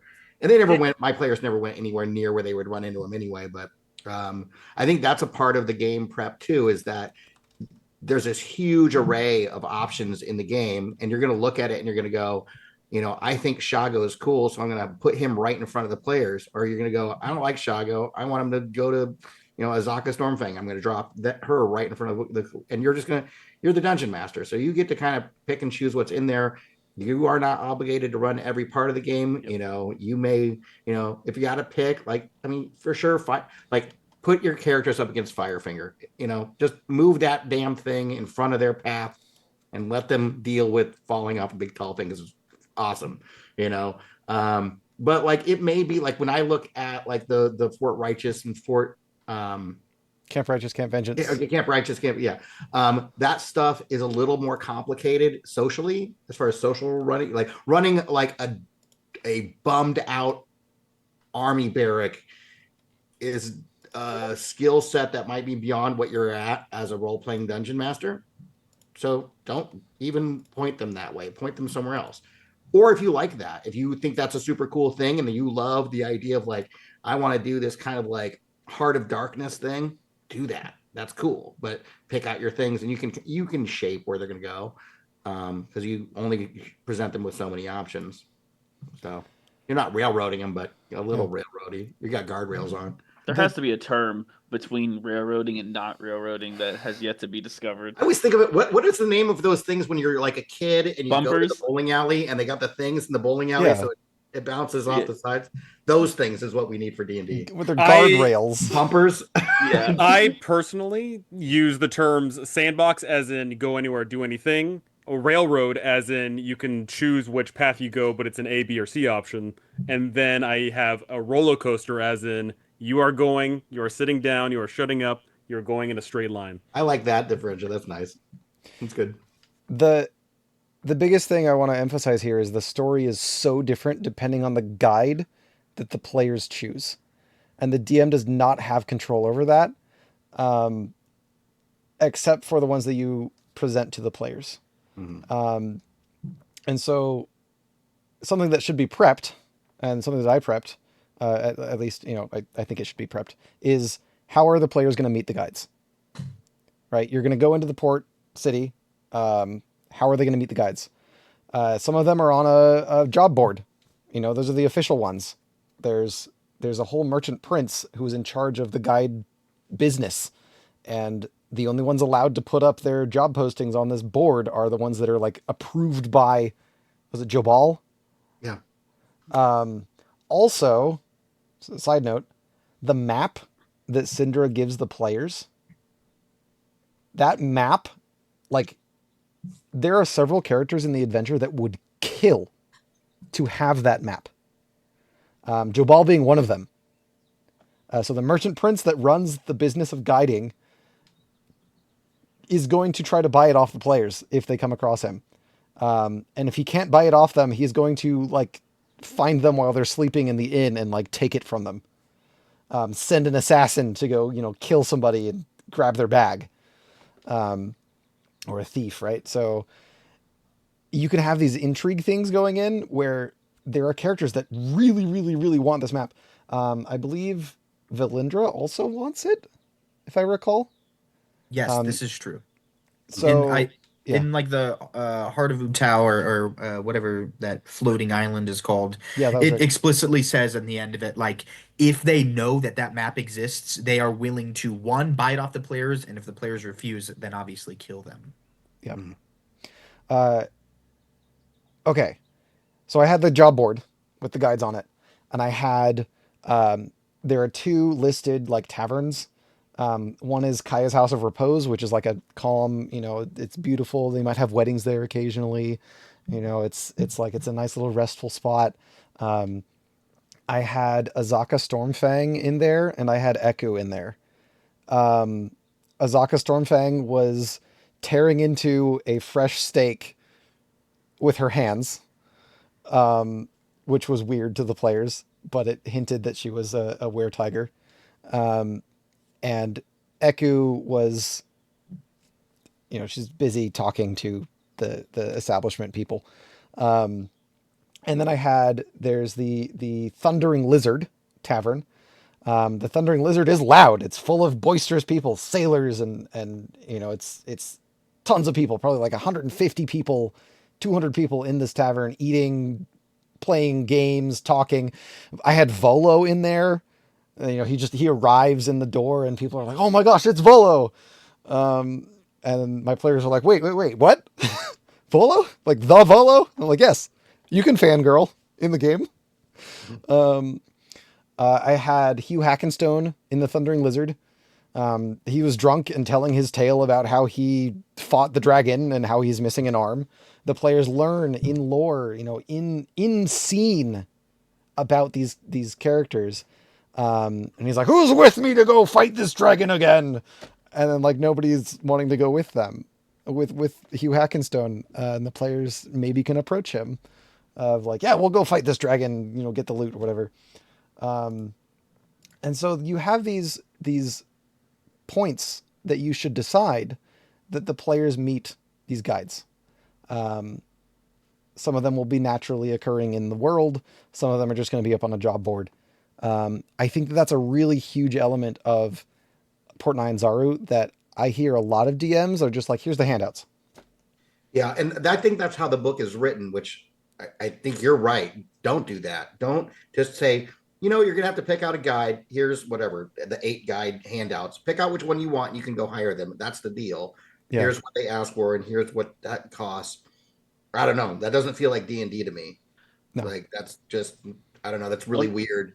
Like I can see if you're walking into a store and you're like, okay, I went to the local store. Do they have weapons there? It's like, yeah, they got 3 kinds of swords. Well, they got anything that you see in the player's handbook. You can pick that out. Fine. But for characters that you're going to be dealing with, like, I don't know, that's not organic. That's weird. Take the time to, like you said, okay, well, there's these guys in the place. You might even say there's like, you see people in there that you suspect are the guides, or you recognize, hear people talking like that's a guide from the board or whatever. You can, but to just be like, here's your handout and pick it out. I mean, like that is like some of the weirdest D&Ding that I could imagine. You definitely want to introduce the characters in some cool way. And I think what you're talking about is right. Have it makes sense to me that the better guides would probably be hanging out in Kaya's because they have the money to eat steak, and Yep. you get the chicken wings over at Thundering Lizard. Right. And in my mind, the Fort Belawarian guys are the ones that are not welcome in the city. Like Joe Ball will cut their heads off. And the Tabaxi just don't care. They're like, we're too fast. We're outside the gates, but I mean, we come in town and Joe Ball can't catch us because we're fast, whatever. So Then you've got the treasure hunters. I'm trying to remember their names. I have them. I know the pair though. One of them's like a gnome, and the other's Farul. like oh a yeah, human. the idiots. They're great. Farul and Gondolo. Gondolo. Yeah. They're the best. Farul and Gondolo are definitely give them to your players. Introduce them as the first ones in the dino race. Have them be in the dino race. They've got a farting Triceratops. Hilarious. Everybody loves Zongo. And then you got these 2 guys. They're like, we're scouts, and they're like hucksters. They're very much Rosencrantz and Guildenstern. Like they talk a lot and they're very verbose. But they're like morons. Let them be morons. Let them get the party almost killed. That is awesome. That is super fun. Have them suck. And then they go and find they go to that, they have that treasure line. Mm-hmm. It's like, okay, the party wants treasure. Here's a treasure map. Sure. Like go into the jungle, see how bad it is. Right. And more importantly, that leads them to the epic treasure of magical sling bullets, everyone's favorite weapon. Mm-hmm. Yep. I think the thing that I like the most about the concept of the guides in general is you can take one that you're like, this is dumb, and change it to be something that fits what you think your party would be looking for, or the opposite way. You take one and you're like, this is kind of cool. I want to flesh out more on this and kind of develop something that the characters would be more interested in. It's interesting because when you have characters that have to meet people kind of naturally, depending on where they go, they might not meet some guides. There's some guides that they'll never meet. For example, neither of my parties that I've DM'd for and the game that I played in, 8 years ago, we never went to Fort Belurian to meet Quayasha or quote. I forgot it's like a druid that has Yeah, like a little Kawasha and Kupalua. Kawasha, yes. None of my parties have ever met Kawasha ever. And I never moved them. I just left them in Fort Belurian. I ended up moving Shago because I really like Shago. And so I put him right in the port city about to leave. Just because I think it's Quayathe that says like, hey, go kill this guy. And I kind of like giving that to my players just to see if they'll bite on it. And both groups have, but in very creative ways nonetheless. And I think it's very interesting to give them kind of different options, like a choose your own adventure book where you'll have them pick Azaka and they're heading east going to Firefinger, or you'll have them pick like River Mist and Flask of Wine and they're going down the River Tariki, or they pick Eku and Eku's like, I know where Omu is. Let's go straight there. And the party's like, whoa. So I think it'll change the party dynamic and the approach completely depending on who they pick.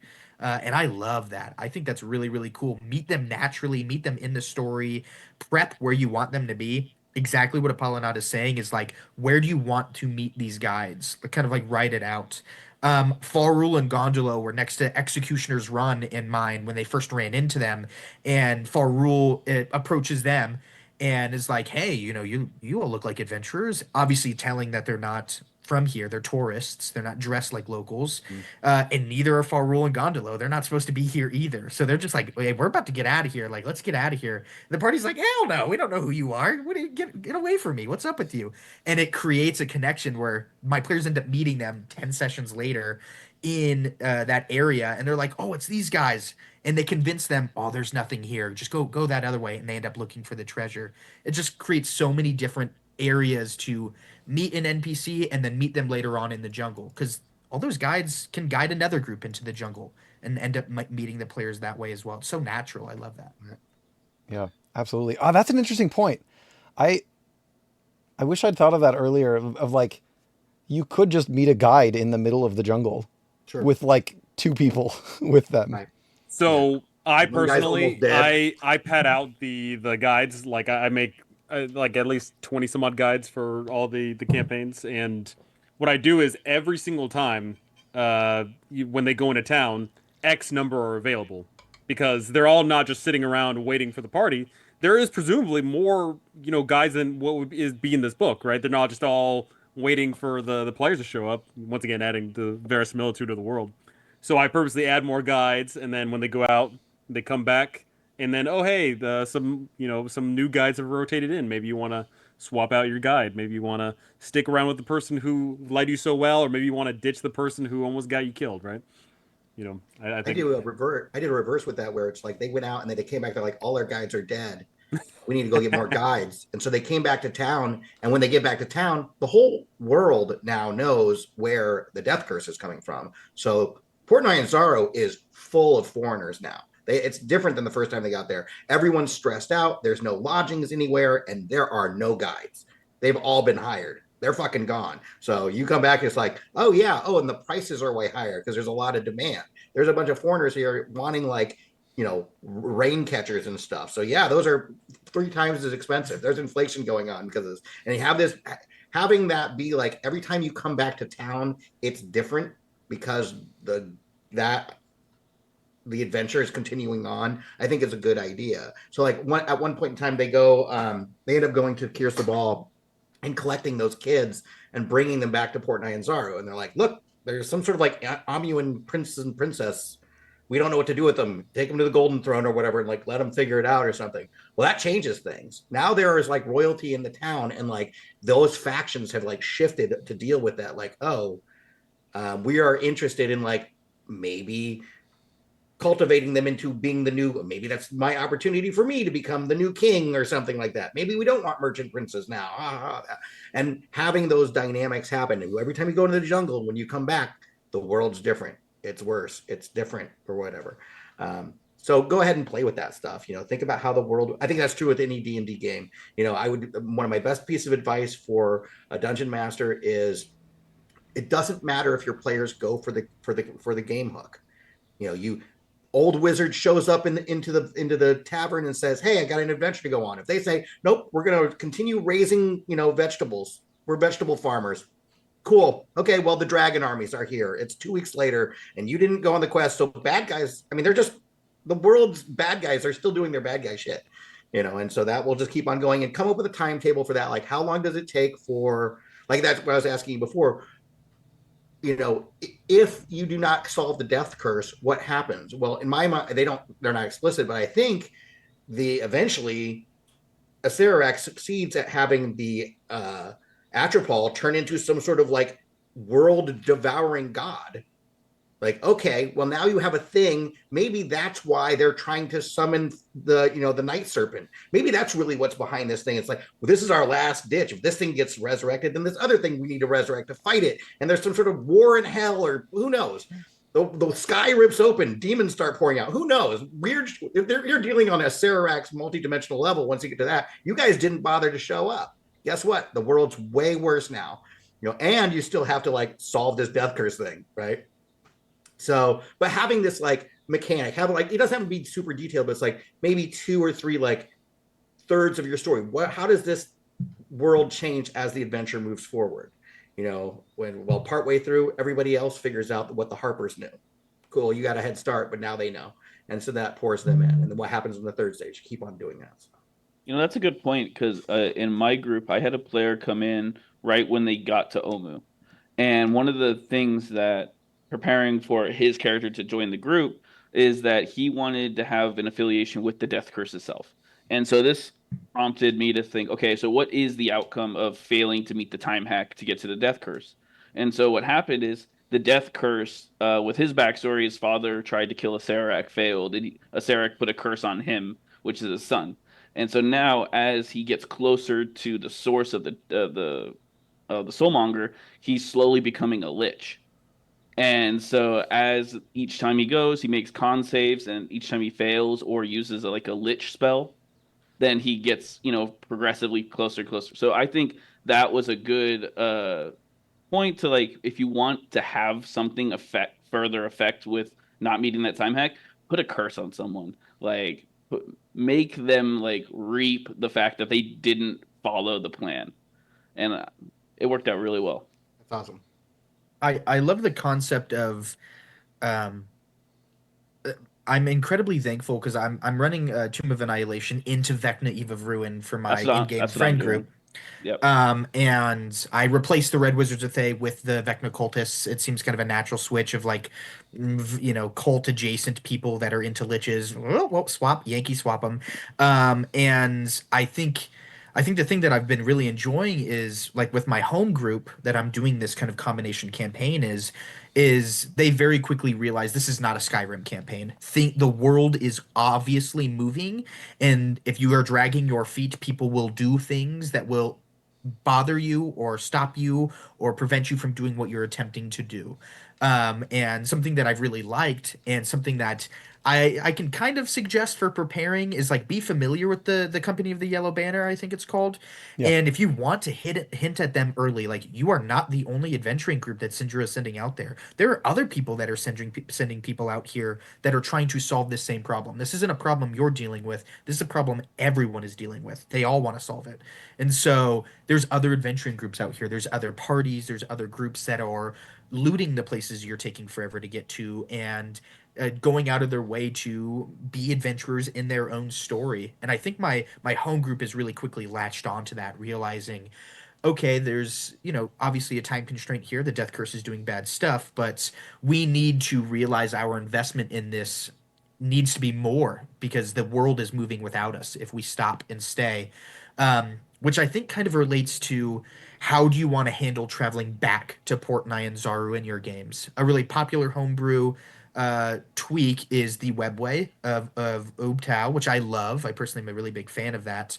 But like, do you want to hex crawl on your way back? Start thinking about it because I love going back to Port Nyanzaru, but make their arc back just exciting as their arc forward. So if you want to introduce a webway system or something like that, think about those things when you're preparing for the campaign because if you're putting in the webways, that changes travel because you're kind of adding a soft fast travel system. Obviously, it's fast travel backwards. You can't go forward somewhere. You can only go back to a place you've been. But I still think it's neat to kind of think about, okay, how do I really want to um, consider the fact that my players might want to go back to the city and see how things have changed. Like when my party went back to the city with the Vecna stuff going on, they did there's a one shot that came out with the Vecna Eve of Ruin book. They did that. They were like the Vecna cultists have infiltrated the city. Um, while y'all have been away, the merchant courts are fluctuating. They're sending people out. They're trying to figure out the death curse, and there's a cult uprising. And so the party went back and did like a little mini dungeon crawl, and they were like, "That was really cool." And being able to combine those things, it's like, yeah, the world is moving, y'all. The more you adventure, the more other people are adventuring. No fun allowed. I wanted to be respectful of your time. I know you have to go soon. Um, I wondered if you have thoughts on factions. We've mentioned the Red Yes. Wizards. There's the Flaming Fist, right? Wolfgang, you were mentioning there are other factions doing things, sending out adventuring groups. We have the Red Wizards and the Flaming Fist. Both of them are doing this. We have the Zentarum and the Harpers. You've ostensibly been sent by the Harpers through Cinder Sylvain for this. There's also the Emerald Enclave that's kind of there. Yeah, what are your thoughts on factions in Nyanzaru and in going into Chult? Yeah, so And it and really comes and down. sorry, what does the new DM or the DM prepping to run Toa need to know about these factions and what they're doing? Well, much like Sindra Sylvain is a air quote faction in of herself. Think about in regards of what these people want. What are they trying to accomplish? For some of it, it's a bit more spelled out than others. Like the Lord's Alliance wants you to, go around the coast, and then, and then you see the good old Zentarum. They're shaking up a priest in town because they want some answers, right? And the factions are trying to solve A, and how are the players going to get involved in that? Are they going to get involved at all? Are they going to back off? Are they going to join these factions? It's obviously very profitable to join these factions, but they're probably going to be beholden to some degree. Most famously, of course, being the Flaming Fist. The Flaming Fist supposedly has control over this jungle, and you have to pay a tax. You have to get a charter of exploration, which costs money, and then when you return back to town, you have to hand over 50% of your swag that you've uncovered, which obviously a lot of players don't like. But that adds that level of antagonism that is so great in our games because players hate getting their stuff stolen. So, that right there adds that fun element. But ultimately, look to see which each, you can pretty simply just look at every single faction and say, okay, they're trying to, do X, Y, and Z, like less than a few sentences, and you just show them off to your players. Some of them your players are going to hook onto, and then some of them your players are going to do whatever. But for the factions that your players get involved with, that's going to once again further drive what you're going to be prepping for in regards of, are they going to get involved in the political machinations of town? Are they just going to go into the jungles and deal with the people that are actively trying to solve this curse? Et cetera, et cetera. Awesome. All right. Do you have to go, or can you stick around for another 15? Just checking. I'm checking too. um, it looks like I'm Gucci for now. I could be called away any second, but we'll see. Okay. Cool. So there. So, Oh yeah, okay, go go ahead. ahead. I was just going to add on, just talking about the factions. I think for a new player, this faction stuff is a lot, um, especially if you've not, if you're familiar already with like Forgotten Realms. Most of these factions are already like pretty standard ones, but consuming this along with everything else, honestly, I wouldn't worry a ton about it in your initial prep because you've got so much stuff to prep anyways. So it's fine. Know that it's there. If you're going to know one and know what they're about, I would say get your head a little bit about what you think the Yatepka Society are. But otherwise, understand that all the rest of these ones are just foreigners. That's the fundamental thing about it. Like these factions are Sword Coast factions.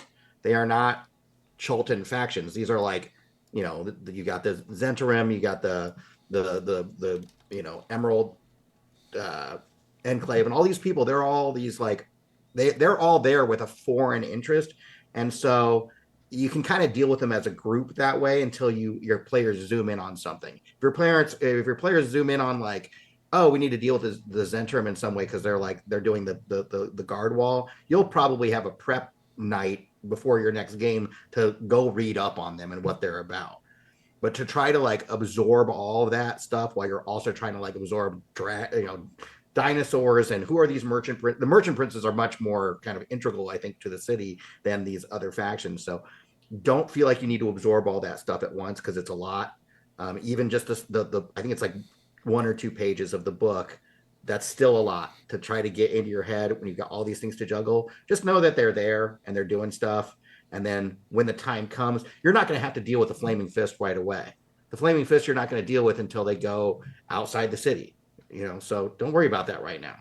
You just wait. And then if they start to point themselves, like my players were idiots and they immediately left Point Sorrow. I did all this prep. I was like, there's going to be all this time where they're going to learn all this political intrigue. Nope. Immediately left. I'm like, okay, well, I guess I'll take these 10 pages of notes and just stick them in over here and just not use them. It was going to be really cool. There's going to be enough. I guess you're just going to try to go slog through the jungle with no abilities. Okay, whatever. I'd like to read those notes. They're on my website. That is what my website is. Hint, people, hey. Yeah. Maybe somebody can use all this stuff right. that I put together. But it's a lot of there's so much. I mean, Forgotten Realms is a super, super complex history of lore and BS that Ed Greenwood and everybody else put together. It can freak you out if you let it. So just don't. Just go in there and be like, you're running a D&D game. It's not that deep. Do the thing that's in front of you. We got, if you're prepping for tonight or tomorrow or whenever you're going to play. You don't need to prep the whole game out. You don't have to prep every faction. Figure out what you're going to do tomorrow night. Get that pinned down. And I really wish that there was something that all of you have mentioned this in different ways, but I wish Chris Perkins and these guys would up front tell you what the lore dumps are the different guys are going to say early on. Put just right in there. And this guy's going to talk about the Stone Sisters. And when you meet Volo and he's going to talk about who a Sararak is or what, just give me a dialogue block that person's going to say. Otherwise, I have to read all the way to the end of the book and know who all the main bad guys are, and then roll back and don't do that. Don't write these adventures this way. Let us be able to run the adventure only reading 10 pages instead of 100 and something pages. And that's just, I think, better game design. But like you guys said, there are resources. You can go watch all these videos, do that. Join the Discord. Was that, or go on the Discord? Join the Discord. Ask people. People are going to sell you the same things over and over again, like introduce Ross Nisi earlier, introduce Saragak earlier, introduce Stone Sisters earlier. But if you were just trying to run it out of the book, you would not realize probably that you want to do that until way later. So get that part in there. But otherwise, plan a night in advance. Don't try to absorb all this stuff all at once, because your players might just be stupid and just run into the woods, and then you're out all that prep time. Right. I think a good tip as well is there are a lot of factions. Some players won't care about some of the factions. That's fine. It doesn't need to ultimately pull the characters away from the adventure, because at the end of the day, they are going to solve the death curse. And so some of the factions that the players, like a very popular faction that often in many of my adventures kind of just gets overlooked, is the Zentarim. Basically because they're a corrupt organization, shady individuals kind of, and often my players will view them antagonistically and move on from them pretty quickly after levels 3 or 4. Not meaning that the factions themselves aren't cool. They're really, really cool. The lore is really interesting, but you don't need to spill that into the campaign, especially if the players just like, hey, we really, really love the Harpers. We really, really love the Red Wizards. We love the Merchant Court. Play into that, play into their kind of desires a little bit. And that's probably my favorite thing with faction games, faction heavy games, is you can just pull and push some of the factions in and out of the story that the players will care about. I My most recent run of Tomb, my players were really interested in Lantan, which is just off the coast of Chult. And they ended up visiting Lantan and hanging out with a bunch of dwarves and gnomes and got really close with them and a bunch of artificers and stuff. And is that in the book? No. But my players were really interested in it. And so I, started reading up some stuff on Lantan and put that faction in. And so I'd encourage y'all to do the same. If there's a faction that's, the players aren't hooking to as much, don't waste your time preparing to run something in that faction. Your time is more valuable for a book this big. Change up your prep cycle and prep something that the players would be more intrigued by. I would also add to that, side when you're doing your side quests, I introduced what was his name? Zindar. Mm. So Zindar was good friends with the Tabaxi guides Zindar's or the half dragon, half gold Harbor dragon Master. harbor master. Yeah. Yeah, yeah. So I like the fact that if when you complete side quests and they have a good relation with that person that they did the side quest with, they communicated great, maybe say like, oh yeah, hey, actually, you might want to check out this guy in this area. He's a good friend of mine. I can put in a good word. They have some cool stuff that you guys might want to be interested in and helping you out through this and that.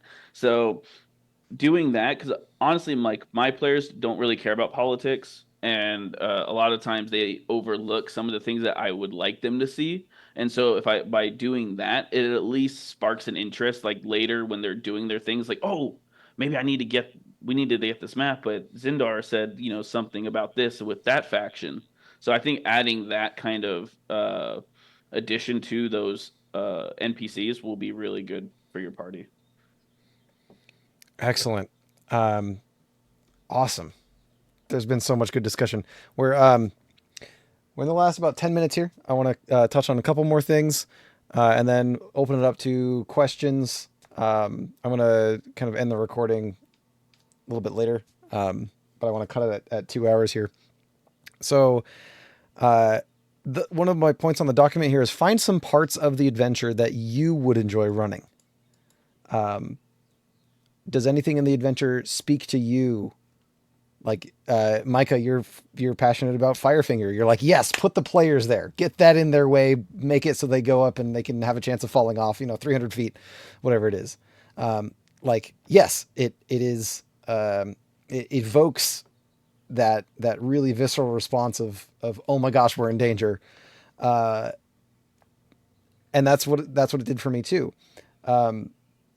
The dinosaur races, hugely inspirational, tons of fun. Lots has been written about it. A lot of videos about prepping different versions of it. People have made like board game things that they throw on the table. They're like, yes, run this game. It's a lot of fun. There's like gambling.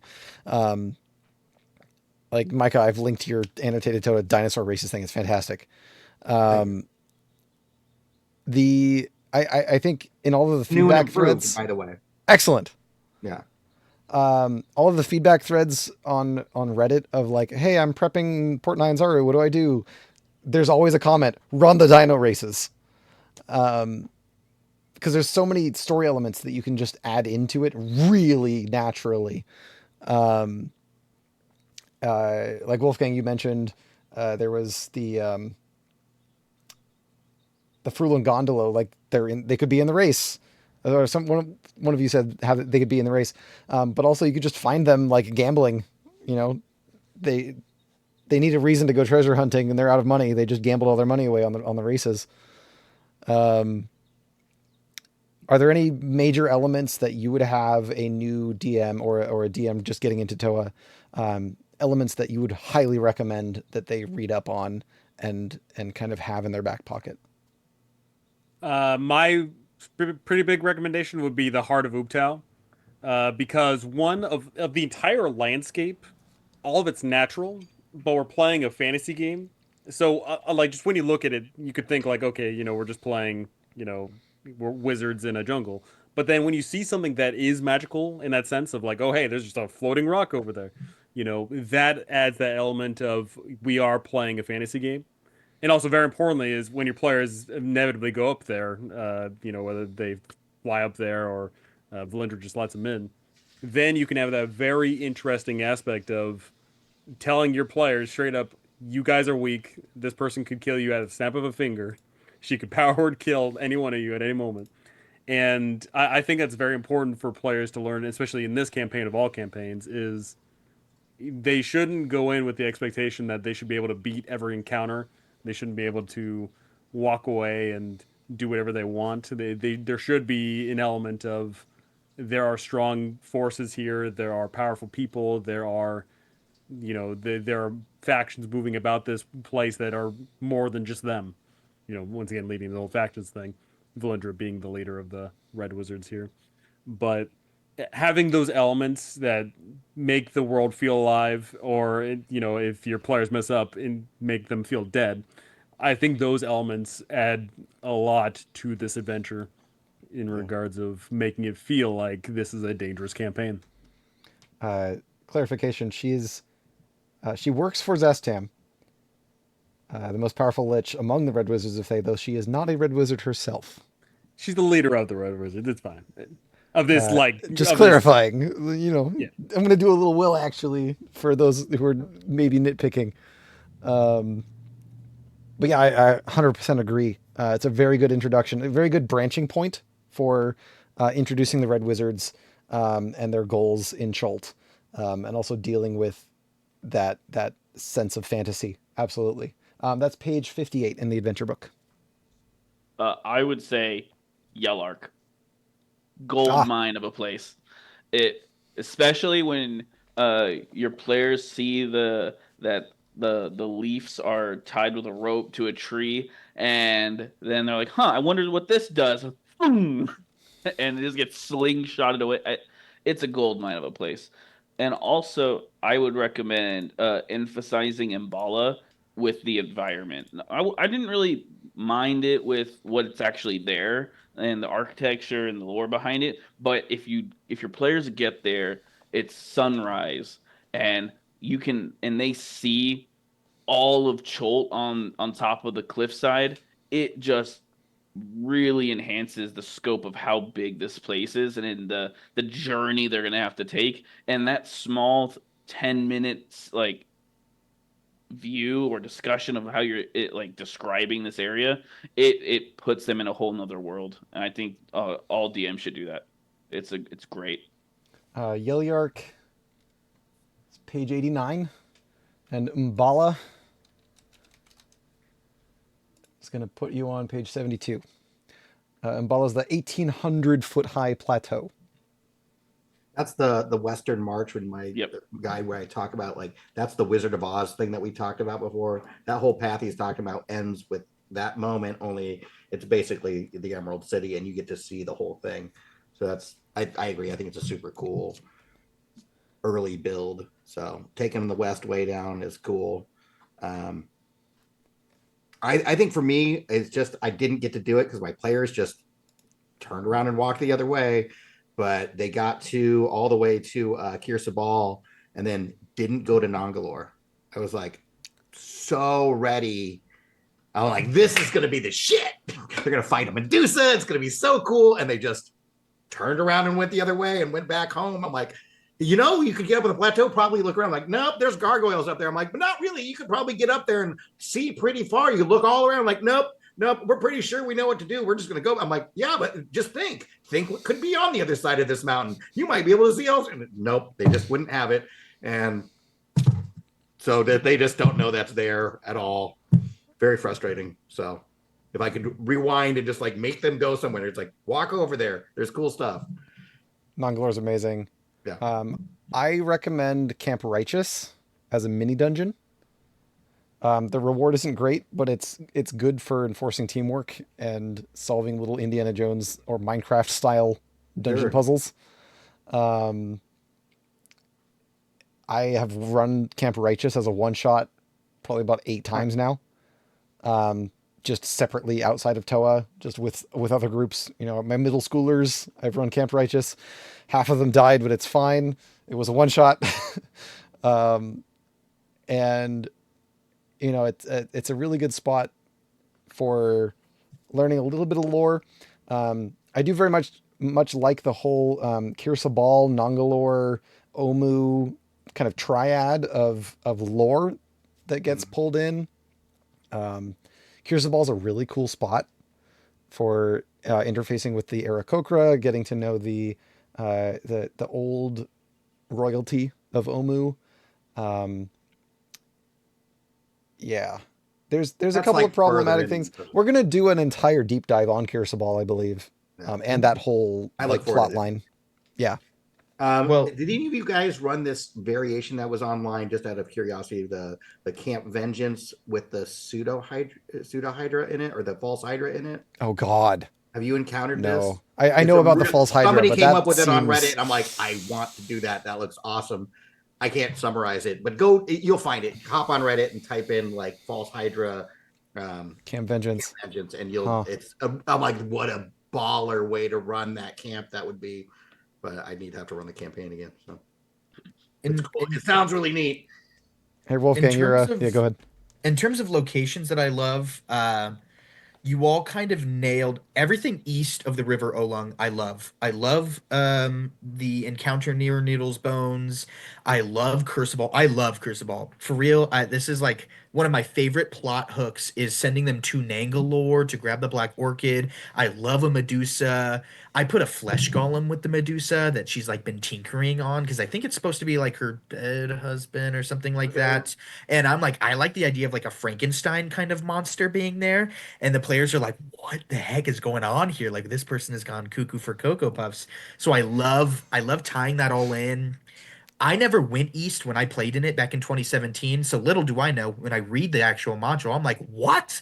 Firefinger is so cool. How did I never go there?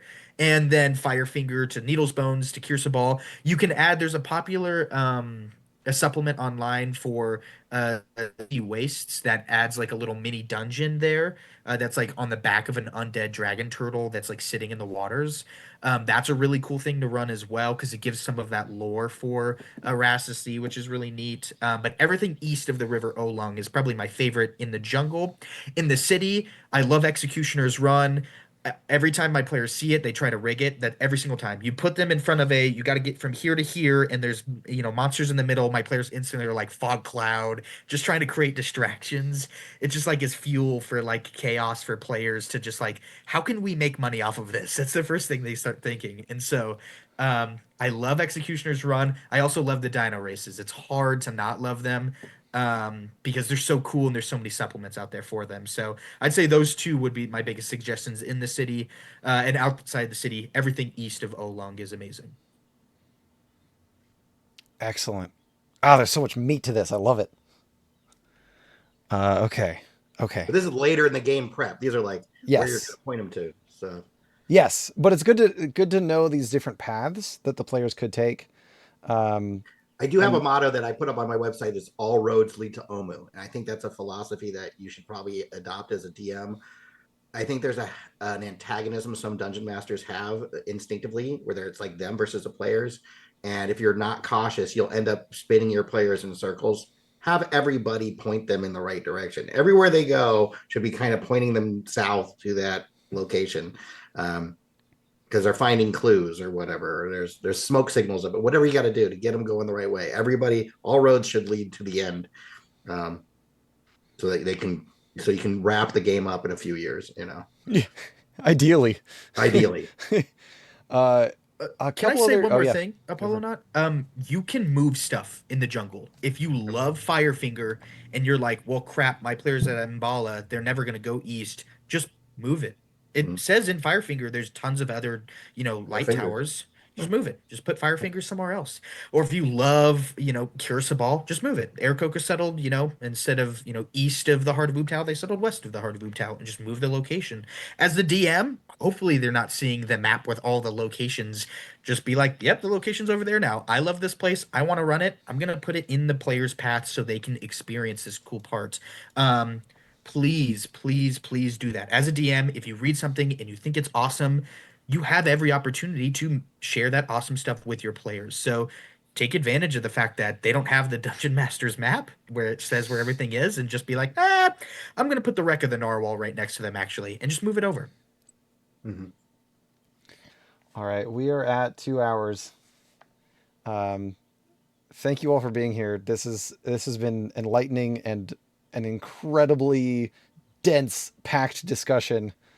Um, yeah. So I'm gonna stay live for a little bit, see if anybody has questions on Twitch um, for any of us. I've got a little bit of extra time here, and but we're gonna maybe take a little bit of a pause, get some water, um, you know, pet your pet, hit the bathroom, and we'll come back in a couple minutes for a little Q&A if Okay. anybody wants to stick around. Yeah, I'll Um, stick around. I'm gonna hit Yeah, my I probably have BRB questions scene. myself.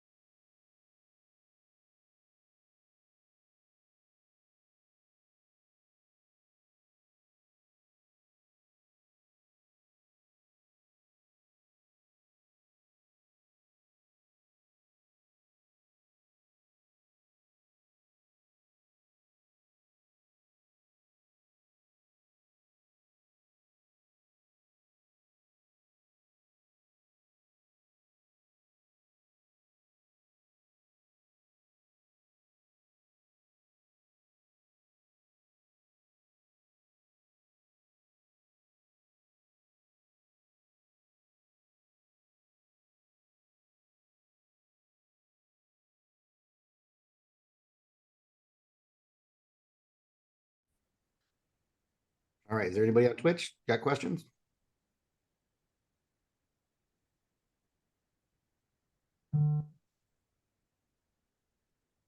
My mic. There we go. Do we have any questions from the audience for any DMs running TOA, thinking about running TOA? Um, there are thousands of hours of experience you're talking to. Do we have any questions?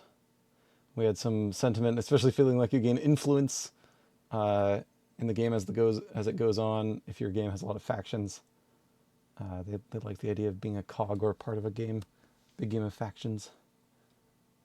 That's cool. Yeah, I'm not opposed to the video gamification of factions. Like you can have it just be purely vague and obscure, but then you can also have it be where, oh hey, because you did this quest, you get 5 faction points. Like I think when you tie mechanics to the game, to the world, your players can get a bit more invested in it. It's like specifically some players in particular would really latch onto that. When you're like you say, okay, like the players go up to a faction, it's like, oh, we need money, we're running out. All these guides cost all this money. It's like, well, you haven't done anything for us. If you do something for us, then we'll do it. And then you can have that table talk of, oh, you need 10 faction points, and then they'll give you X, Y, and Z. I think that right there is a very simple way to tell your players, hey, do stuff. Right. We do have a question from Kiwi Saul. As someone who has never read the book or played in it, I would like to know how to easily introduce the death curse. It sounds like a subtle thing more than a super in-your-face thing. Yes, there are ways. There are ways to do it. It is recommended to have in your introduction of the campaign to the players, like as part of the premise, like we're going into a game world where people can't be resurrected. This is a known thing. It's like the talk of the town. Like all of the clerics of the world, all of the temples are like trying to figure out why resurrection magic doesn't work. Um, it's obvious. It's Well, not and going to beyond be that, a subtle thing. there's a big part Um, of this, which is like you got to think in this world, your D&D world, in pop culture of this D&D world, all of the greatest adventurers are the celebrities of the world. So imagine yes. if like every celebrity that you follow on whatever Variety magazine or whatever, they are losing a hit point every day. They're just all withering. Everyone famous is dying. They're like, why is this happening? What is everybody's gossiping about it? You'd have people gossiping and there'd be conspiracy theories about what's going on. You can have that going on in your world. And then this girl comes along, rules is written. One of them comes along and says, the real answer is this. It's something going on in Chult, and we know. And so then you guys get to go. Um, There are that's rules is written though. There's other cool, very cool sounding answers to this too, though, that you guys have. Yeah, there I didn't are really oh, go ahead. introduce the death curse in the initial. Like they knew the premise that there was going to be a death curse, but I didn't really push it on the players until once they really started getting more information about what they were really going to do and finding Omu. So like I had them go on a boat, going into. I always told my players, each of you should have a connection to Cholt first because I know most of my players they're not going to trust some random girl saying, "Oh, come with me. There's a curse that needs to be cleansed." Okay, not my problem, right? So they all have some tied connection to Cholt, and so once they get there, then they start learning about, oh, this guy that we killed, he's not coming back, or the priest that was here trying to resurrect him, it didn't work, and then all these subtle clues indicating that something horrendous is going on builds up and more, and then that's when they kind of go on into the jungle to finally get to the root of the cause. There are a couple of fantastic documents that have been made as like adventure primers for the players. They're linked on my D&D Compendium resources page. It's just like a 2-page or 3-page document of like this is what you can give the players as like a little gazette of what's happening. Um, oh, hey, look at that! Amazing. Adventure awaits in the Tomb of Annihilation. I That's got cool. this when I went to the live D&D event. It Oh, that's awesome. was pretty dope. Um, yeah, so they all introduce the death curse as like This is, all of Faerun is subject to the curse. None are spared. Every humanoid that has been brought back from the dead is wasting away. Any spell that returns life into the dead automatically fails. The death curse's effects were first observed a month ago. The source of the curse has been uncovered. There's a necromantic artifact of immense power in Chult, but we don't know where in Chult. Yeah, hidden somewhere in the jungles. The Harpers are the ones that canonically have figured that out. There is the pre-adventure adventure, Cellar of Death, which is not that long. It's like 8 pages or something, which has a little mini dungeon, and you fight like a necromancer. And it starts with the players all making a character that they all knew, and then your first scene of the adventure is you're at their funeral, and the players are supposed to give eulogies of this character that they all knew. And then as they're all in mourning or whatever at the like reception or whatever, they're approached by a Harper agent, who then sends them on this little quest, which is a really elegant way to handle this. Yeah, that sounds awesome. I wish I would have read that. Me too. I did something similar to Gugugan when it comes to bringing the adventurers in. I had my adventurers all come to Cholt for reasons that were not the Death Curse. I had one character come to Cholt because they know that there's something going on with the Yuan Ti. I had one of the adventurers come to Cholt because they're looking for, their mother, who's a part of the Company of the Yellow Banner. I had one of the adventurers come to Cholt because they're friends with Sindra Sylvain, not even realizing that she's not doing well. Um, what was the last hook? One, two, three, four. I had one of my adventurers come because they were like investigating, the Flaming Fist and like why they're so interested in Chult.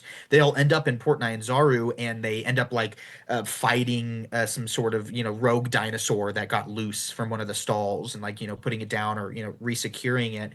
And Sindra Sylvain sees like, oh, there's adventurers in town and reaches out and says like, hey, I need your help, and brings the group in, and they slowly start to learn about, no, there is something going on here that is not just some casual adventuring. It's like, no, the world is ending, I think, so we need your help.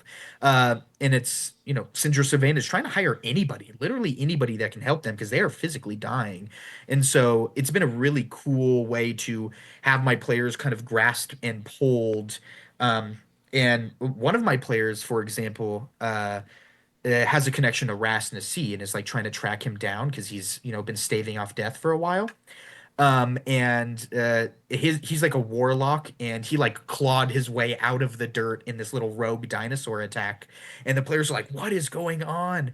And a second later, Wakanga Tamu shows up, and it's like, "We need to have a chat. Is there any chance we can pull aside and talk?" And it's a cool way to start something so subtle like the Death Curse, while also getting the players invested. 2 or 3 sessions in, and now like, is the artifact a person? Is the artifact like a machine? Where would we find it? And now they're invested in the story, and it's like, I just dropped a little bit of stuff in there for you, and now you're pulled all the way in. It's really cool. That sounds awesome. I need to come to your table and play sometime. Find me on Start Playing Games. Start playing dot games. Yeah, I've been. I can put my link at the end of our little recording.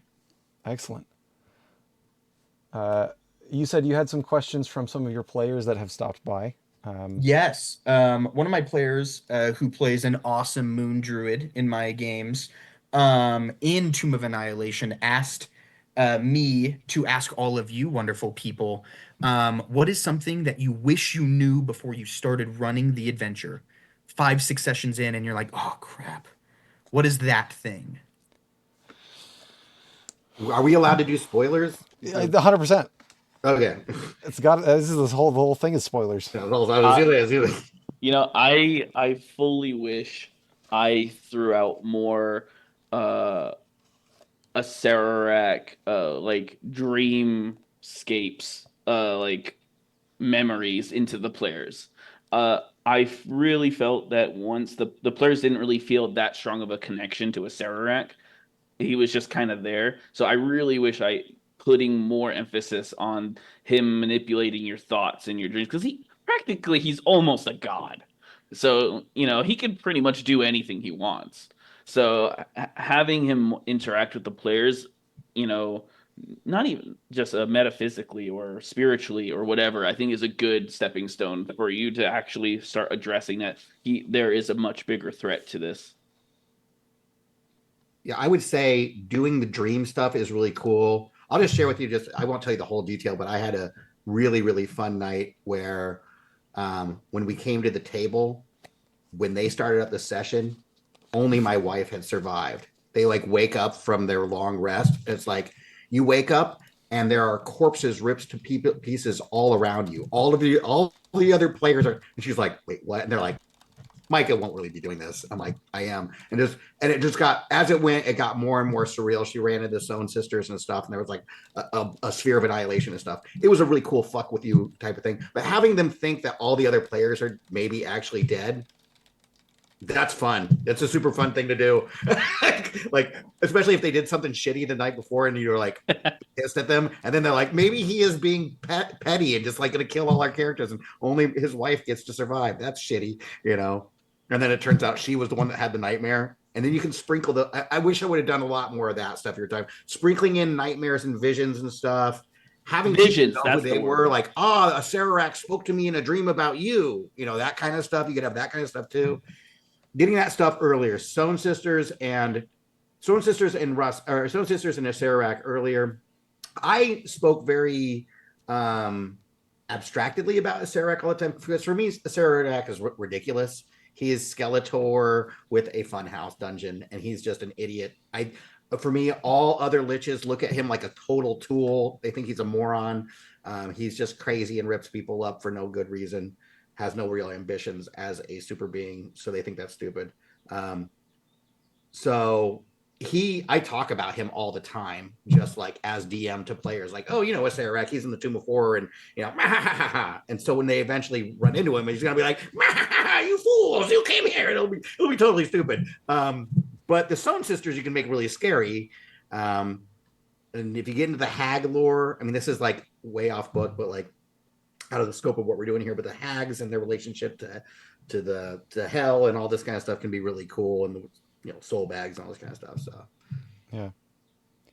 I have a question actually, or actually, I have my thing that I wish I knew. I wish I knew everything I know now about the community. I wish I knew about the community that Yes. exists. I found the subreddit and then built D&D Compendium and then ended up becoming I was running TOA and I made the Discord and I ended up becoming a mod on the subreddit after contributing a ton to it. And then seeing that blossom and flourish and how incredibly helpful people have been. We don't have mods on the Discord because it self-moderates. well, dude, There's like D&D is the 3,000 people only in there. decent part of Reddit. Like you go on anywhere else on Reddit, it is gross, and it's like D&D land is like, look how nice everybody is on this part of Reddit. That's about 95%. I wish I could say the would same was true about Twitter, but anyway. Yeah. The community is really like asking for help there's no shame in asking for help. Especially if you're trying something weird and wanting to get feedback on it. Absolutely, like join the communities, see what we're all about, read resources, like dive in. And that's why we're doing these deep dives, right? Is we really want to give back to the community. It's been 8 years since the adventure came out, and this is a wealth of knowledge that we have, and we're wanting to bring it in. Don't you dare say that again. You're making me feel old here. Okay. Oh my God. Listen, I'm already feeling old when we got Trace here saying, "Oh yeah, when I was in high school in 2017." Oh, oh. So here's a question though. Do any of you have experience with the new 2024 rule set? And for TOA, what does it affect, if anything? I know there's different exhaustion rules. Yeah, I was literally just about to Yes. say. So exhaustion rules are different. I'm trying to think of the other ones. But ultimately, overall, the power scale has shifted a little bit higher. So, depending on your style of preference of tone, feel, theme, you do have to contend with in 2024 rules, the characters are stronger. And, you know, if you are into that, cool. If you're not into that, well. Stronger. Some of the classes were nerfed. I feel like Ranger got nerfed again. So Yes. Ranger isn't a Ranger. Ranger is a extra damage bot. But they're not an actual ranger. They're just a fighter that does a D6 of damage when they attack. Like So once a turn. Improved arcane archer, as I call it. yeah, I think I have a lot of familiarity with the new 2024 rules. I play mixed rules games where I'll have, I run games online, so I'll have some players that are like, I really want to run this 2014, Horizon Walker Ranger, and then I'll have some new people that'll join and be like, I want to be a 2024 Warlock. I like the new Warlock stuff, and so I mix in like class rules and stuff like that. When it comes to the new rules, I'm using the new surprise rules because I like them more. I'm using the new surprise, new exhaustion. Most of the new spells I like more. They're worded a lot more understandably. Like people, it's What easier to does learn. surprise do? So they got rid of the surprise round, and it is now if you are surprised, you have disadvantage on your initiative check. I like that because now I can actually surprise my players. In 2014, if I surprise my players, I kill them. They're all dead. If I surprise somebody, two fireballs come landing at you, you have no way to react, you die. So basically, I can't surprise a player in 2014, but in 2024, it's less aggressive. So it's a tool that I can actually use in my DM kit. Where in 2014, the players, when they set up an ambush, it's really cool. But when they get ambushed, it's like two of our player characters just died and we couldn't even prevent it. And so I really like the 2024 new rules for the most part. There's some things that I'm like, eh, um, the new monsters are stronger as well. So if there's a monster that is in the 2014 book that's in Tomb of Annihilation and you're using 2024 rules, use the new monster version of it from 2024. They've built in more resistances and immunities that make more sense for the monsters. They're more fun to run. The stat blocks are a little bit easier to read, and they're really cool. And so I'd encourage y'all to crack open that monster manual. And the art in that book is unreal. That's easily the best book of the new three supplements is the new monster manual. I opened it up and I was like, whoa, like the amount of artists that they hired to make art for that book is absurd. Um, and so I it's think a that mixed bag. I think that there's some really cool stuff from 2014 and I still use it and I love still using it. And there's a lot of stuff in 2024 that I think is a really solid improvement overall when it comes to community and culture of D&D. So, um, yeah, there's some tweaking for sure. I think the new player's handbook, building a character, which I'm a DM forever, but I had more fun rolling up a character in the new player's handbook than I've had since first edition. It was like, yeah, this is really fun. There's like a really fun choose your own adventure vibe and like going through. There's something about the flipping that's different now than it was in 14. Whereas like 14, I felt like building a character and always felt like very homeworky or something. Mm. Hmm. And this feels a lot more like I'm getting some sort of dopamine response as I'm like sorting through background choices. I think it's really fun, really well designed. What I've seen of it so far, I haven't gotten to run anything really in it yet. So the monster, like you said, the monster manual looks super cool, and what I've looked at in the DMG looks good compared to the last one. But I don't know When how it would affect this game. I haven't even considered There are some looking at that. creatures that aren't transferred over. For example, a Serac is not transferred over. He's too specific of a creature to be in the new he's just in monster here. manual. Yeah, and so I am tweaking a Serac stat block for my upcoming encounter with him because my players are outside the skeleton door. I have tweaked the stat block because I'll be honest with you, the new cleric is gonna piece him up. To be honest, their new abilities are a little strong, and they went up a little bit. So I do need to um, copy or be aware of that power dynamic. But the new dinosaur stat blocks, those are in the new monster manual and all stuff like that. So like I just use the new dinosaur stat blocks. I just like take that, use that instead. So I just like options. I like being able to choose and it's like, oh, I really like this stat block more, a little bit more health. It's got a resistance that makes sense or something like that. I like the ability to choose here or there. But I can see somebody not being comfortable because it's new and it's hard to learn their stuff, especially if, this is my job. I do D&D for work, but some people do it for their hobby. And, they got 2 hours to learn how to prep for a session and they might not have time to read the new monster manual. And they're like, screw that. I'm using the monster that I'm familiar with and I'm not trying to read the new one. Yeah. I just cracked open the Monster Manual and Player Handbook from 2024 for the first time last week. And I agree with all the points that have been said. The Player Handbook having art for every subclass is incredible. I opened it up in front of my middle schoolers and I'm like, okay, pick a picture that attracts you. And I'll say this: having a font face that like everybody can read is nice. Oh, yeah. You Great know, point, I Micah. I, I cannot read 2014. I haven't ever since I bought it. So everything I actually run, I have the books behind me, but I actually just use a PDF that I pirated on my laptop all the time because I it's too small. Like pretty art, but this is 8 point.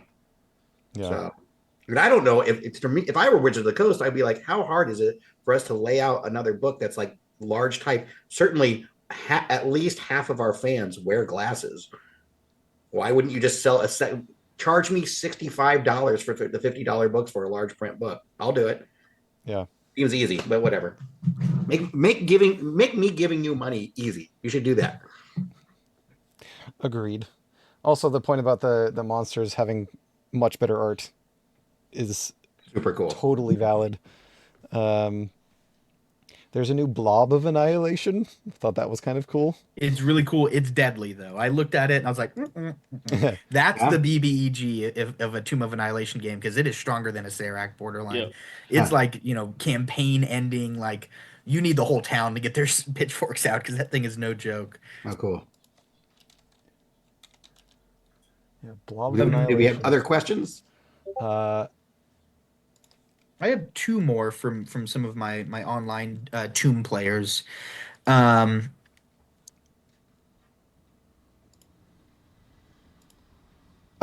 one question they ask is, if you're running this adventure, how do you prevent the overworld hex crawl from becoming boring?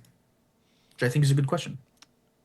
there are a million articles written on this, YouTube videos. I think Mike Shea, Sly Flourish, has something on this. Um, it's if it's boring, skip it. Like if the way that you're running it is not enjoyable to you, either don't run it or change it up significantly. If you enjoy that kind of thing, like definitely go in and try it.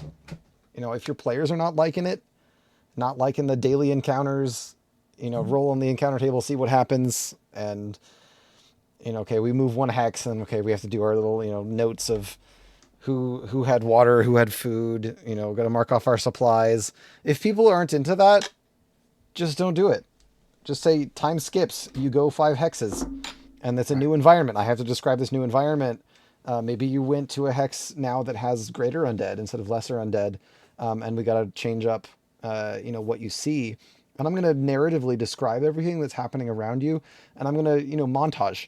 We're going to travel montage, and I'm not going to have us roll dice when you are fighting 5 velociraptors. Like you defeat the velociraptors. It's something that happens on the journey. We're not going to roll dice and spend 30 minutes on this fight. It's funny you say that. I had a paladin, and we were going through what part of the kind of the uh right above Port Castleglar, that Castiliar. Castiliar, that undead area, right? And our paladin, he was just, going around and just smiting every small undead creature he could find. And it was just like he would just insta kill them. Like they only had like 8, 3, 5 HP, like there's no point in going into combat on those types of things and let your characters just have fun with it. Like he was having a blast, kind of just walking around, do do do, kabam, do do do, and then so I think having those kind of interactions and just having them enjoy that RP session is really good to make that a little bit more enjoyable. I've seen articles about adding lizard folk tribes and grung tribes to the jungle, absolutely, that spices it up, adds a break from the monotony of random encounters. There's also like read through the random encounter table, see what's there, and pick some really cool stuff. Because maybe you'll just never ever roll the undead T Rex. Mhm. But if it's got a whole art page in the book, and like, how awesome is that? That I you've never seen that in any other adventure. It's this undead T Rex. That's such a cool encounter. It's deadly, but it's such a cool encounter. That just you just make it happen. The people, your players don't have to see behind the screen. I'll And also something say, very important about random encounters is not all random encounters are roll initiative. There are Yes. plenty of encounters that are, oh hey, we talk to the people. Oh hey, we run from them. Oh, they run from us. sure. There is so much more than just, oh hey, we encounter some people. It's a fight to the death. Go. Like it's not always like that. It's like Yeah. crates of supplies you can find. Yeah. Yeah, I think one of the limitations for me when I encountered it, and I talked before about how I kind of blew it off, and then all the players really liked it. And it's like there's limited amount of space in the book to describe these, so they're all really, really terse, and so it doesn't seem like much. And if you're going to run it, if you're going to have a random encounter, one way to do this is to pre-roll. The night before, roll up. They're going to have three encounters or whatever. Figure out what those three encounters are and roll them if you want to be really fair, or just pick them if you don't want to be, whatever. But they're not going to give you very much like description for that encounter. You have to kind of stop and unpack it and go, what would this scene like? There's one of the scenes that's like, oh, this is the scene at the beginning of when they first get to Jurassic Park and you get to see the brontosauruses. That's what they're doing here. They don't say that. It would be nice if they said, hey, remember in Jurassic Park, that's the scene you're going to have them do. They don't say that. They're like, oh, there's these allosauruses walking or whatever it is. But you have to kind of stop and unpack those and go, okay, what is the verbiage I use to describe this? What's the weather like? How do I make it dramatic or funny or scary or whatever? You have to do that. And you can do it on the fly if you're real smart, but probably easier to just go ahead and, prep yourself up your key ideas and descriptions and, what are the things that are going to make this scene neat. Then you drop them on there, your players will just, you know, want to kill the brontosaurus or hug it or whatever they're going to do. So. Dinotopia. Oh, Yes, sir. cool. Yes, Have you ever sir. read his Color and Light? I haven't, but It is like amazing. Read Color and Light. It's the most profound book. society with dinosaurs. Like, I'm just sorry. I'm just fangirling over this Yeah, book so series. my wife and I just watched that a few days ago. Like, find some imagery from these books and show them to your players, because this is Toa. This is 100% Toa. The Just thing life that with dinosaurs. I'm such a big fan of in terms of like from a visual perspective is when it comes to going through the jungle and describing it differently. Like I love using art to show my players what they're seeing.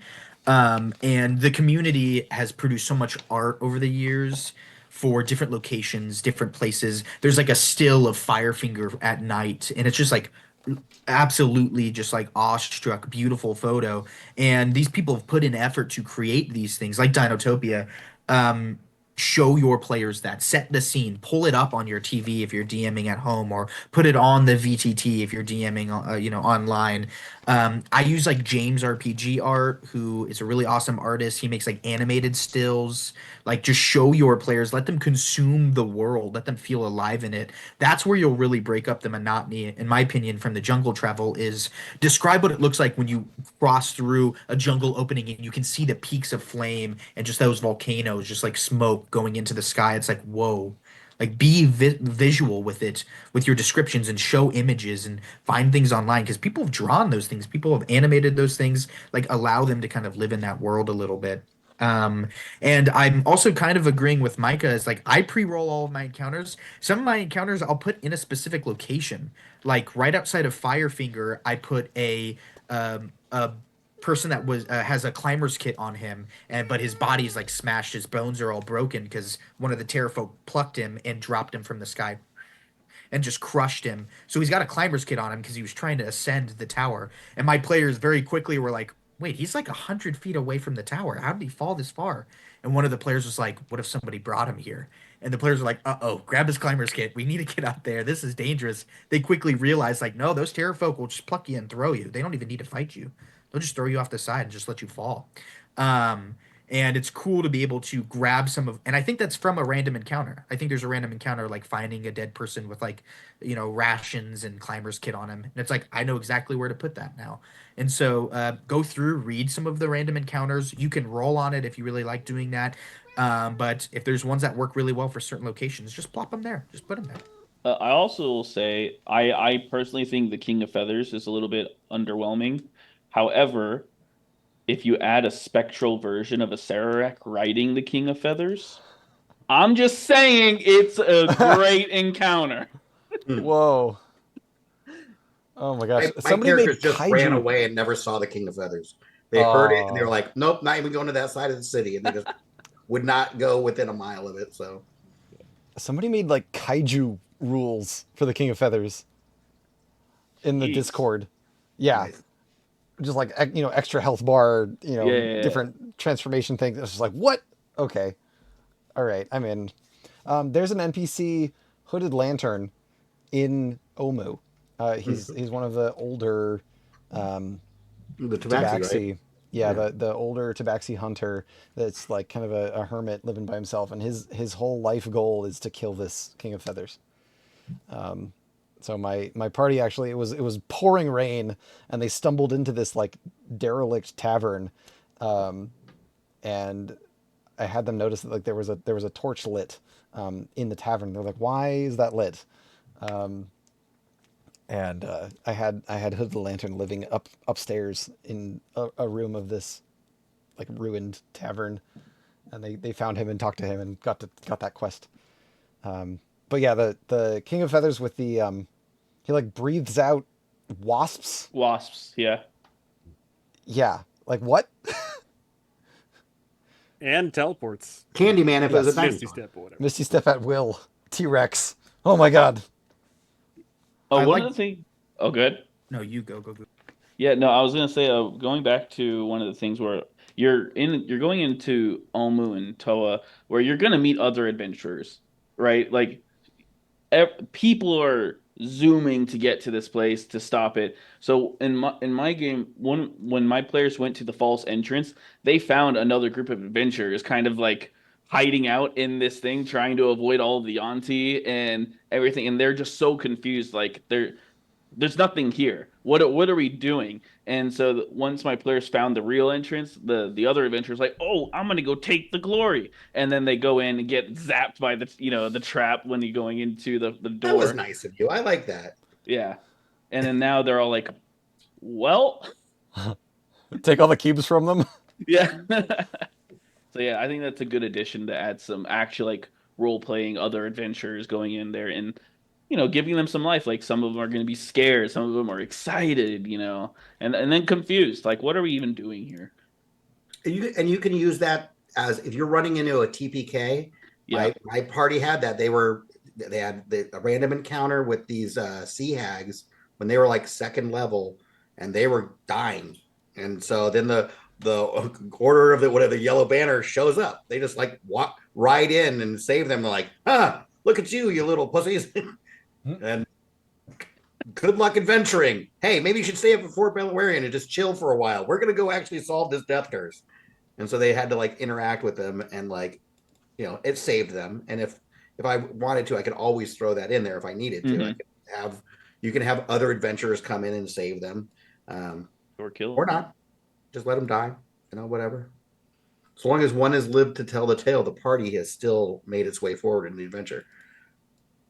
For one of my campaigns, I did the thing of they had basically a ascending stone, but it was linked to the company, the Yellow Banner. but it wasn't a one for one. It was like basically like a old radio transmission. So if they follow the trail, they'd pick up, oh hey, like whoever the person was, they'd be like, day number 17 in the jungles of Cholt. We find ourselves here, and oh god, that's a T Rex.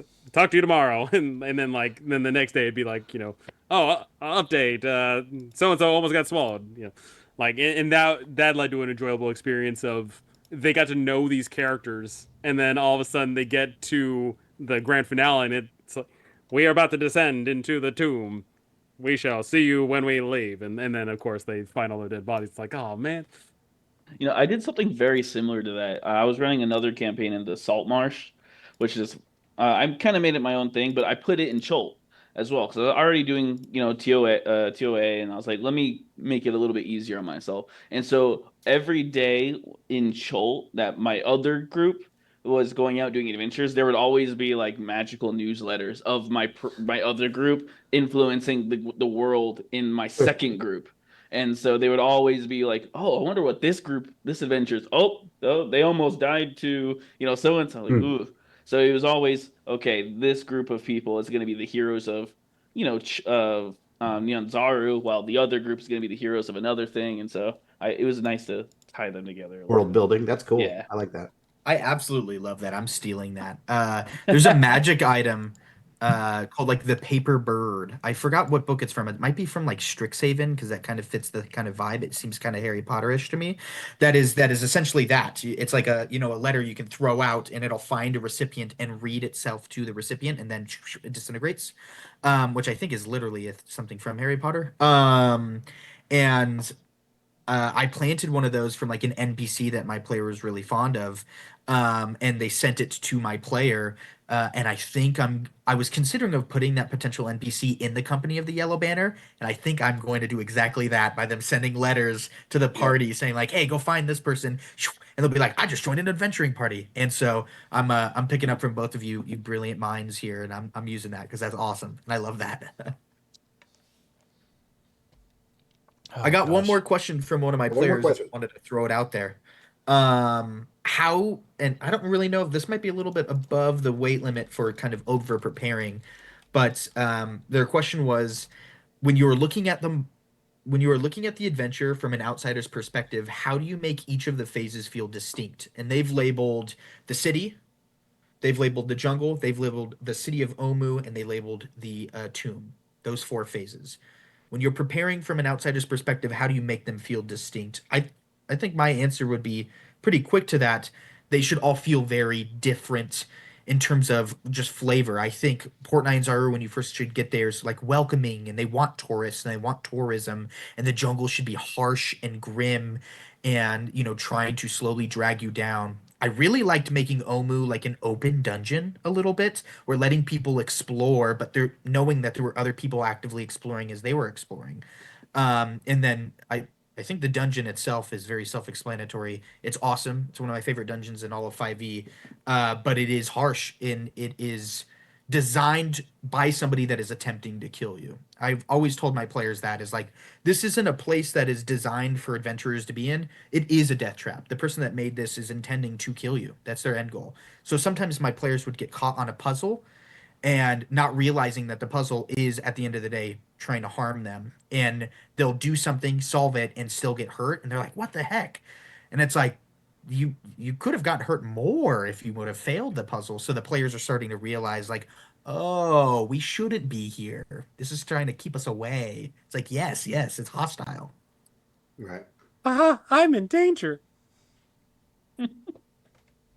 Yeah, I think I agree. I think I look at Port Nine Zaru. I try to keep that super welcoming. And then the jungle. I think I'd add on. I think you want the jungle to be really hostile, but I think for me the jungle is um, Chris Perkins going in and taking, like I said, Monster Manual 2 and Fiend Folio, and then other weird obscure things from like Dragon Magazine back then and Dungeon Magazine back then, and saying all these this new generation doesn't know this old content. It didn't survive into any of the main books. And Perkins has read everything. He has read every single thing D&D has ever made. And so he's like, this is all the coolest, weirdest shit that's in there. We're going to have all mirages in this. These little bunnies with horns. What do they do? Nothing. They're useless, but they're cool and weird.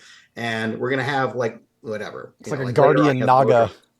nagas and all these kind of stuff. And it's like, I just want I want you to be able to go through and see all these weird, obscure things. Like there's kind of this like psychedelic vibe that was in all that stuff in the late 70s, early 80s, and do a showcase of that. So like there is a weirdness through the jungle that I think is important to get in there too. So you got like not, and all of D&D is weird, obviously, but like it's especially weird. It's like maybe very dangerous, but some of it is like really beautiful and safe. It's a weird ass jungle. And then, like you said, once you get to Omu, I feel like Omu gets them primed up for like Omu is very much a Tomb Raider sort of experience. It's like you've got to go find the blocks and get them into the puzzle pieces, and if you do them wrong, they all go back to the thing. You feel like you're Laura Croft kind of in that. It's all very like set up that way, like a video game. So here you go, we're gonna go do this stuff, and it's gonna be sane. The whole thing is like Omu is very sane, and it sets them up for this same thing as opposed to what they get to when they go into the tomb, and it's like, oh no, this is insane. It's not fair. These you're gonna get in order to open this thing up, you're gonna have to climb inside of these boxes, and they're just gonna do a bunch of hit points of damage on you. That's how you unlock it. Ha, or whatever. Um, so those are, I mean, keeping those in, but I think your summary is really, but I think that just running the game itself will keep them distinct. Just doing it they're going to be distinct because they're totally different mechanics and totally different ways that they work. So. Yeah, 100%. I also think storytelling the jungle is a key factor to that. And what I mean is a lot of times like when you read it, you're oh, the jungle is so deadly, so many high level creatures, and there's just every opportunity's out to kill you. Well, I kind of role played it as you are going into a jungle of a vast ecology. It's so many different things that can happen. Like you're gonna one day you'll see some bunnies and some couple little snakes. Then you'll see a T-Rex going through, like stomping right in front of you. You'll see a herd of Triceratops like crushing the brush in front of you. But then you'll see, a couple little, baby deer, or by giving it like that actual natural description, it really changes how the players kind of view it every day as you're playing through it. And I think that's really important that a DM needs to do for the jungle specifically. Can I chime in and say sound plays a Yes. huge element in this adventure. If you are not in the jungle playing sound effects of a rainforest, you have not experienced Chult. If you have any way of playing sound, playing audio for your players, like there are some fantastic sound effect, soundboard, and like YouTube playlists, Spotify playlists for this adventure specifically. People have made them like playlists for this adventure, but also just like playing sound effects for rain and for jungle howler monkeys and for birds and for insects and like really putting your players in there. It's incredible how much more engaging your games can be just from putting a little bit of effort into having something on a side screen for playing sound effects. Yep. Like playing the sound effect of a T-Rex roar. Like the players are like, oh shit, what was that? I didn't hear that the last hour that we were in the jungle. What? I'm like, I didn't do anything. There's just a T-Rex over there. Don't worry about it. Yeah, there is a YouTube channel. It is Sword Coast Soundscapes, and that one has music for many of the D&D adventures, and of course it has like a whole playlist for Tomb of Annihilation. And let me try and scroll through it. Tomb of the Nine Gods, Kirst the Ball, Wormheart Mine, City of Omu, Mbala, Fort Belari, and it just goes on and on. And so if you go to a place, like you can just look up Sword Coast Soundscapes on YouTube, and they've got it. There's a few others. Guild of the Black Crow also makes a lot of music for Tomb of Annihilation, and RPG Music Maker makes like songs and like less ambience but more music for those same locations. Also, Sirenscape, if you're willing to pay for it, soundboards custom for basically every location in the entirety of the jungle, whatever you could think of, it's probably there. It's really cool. They have like very specific sound bites of like, the nine gods communicating with the players and stuff like that. That's really Uh, cool. And so I love using things like that. You can use Kenku.fm, which is Hmm. basically a sound importer, and you can just like import anything that you could ever dream of into your Discord directly, and your players will get completely immersed. I've had players who I'll play a sound and they'll go, play that again. That was so cool. And I'll like click it again. And it's just like, the grinding of stone of this like big boulder about to run in them over or something like that. Or, awaken Napaka and the big, oh, what is that thing called? Stone Guardian or something like that, like starts rolling down and trying to run them over. And the players are like actively freaking out. The sound. Oh, I'm so glad you said that, Apollonat. Yeah, you're absolutely right. Yeah, going on, I have a music and sound resources page on dndcompendium.com. It's got bardly.io, battlebards.com, turbobard.com. I love TurboBard, actually. It's just really, really easy to just throw together a soundscape. Um, yeah, tabletop audio, been around for a long time. There's some soundboards people have made, and they're shareable. Um, and if you don't like using websites and making accounts for websites, there's a Windows PowerShell soundboard.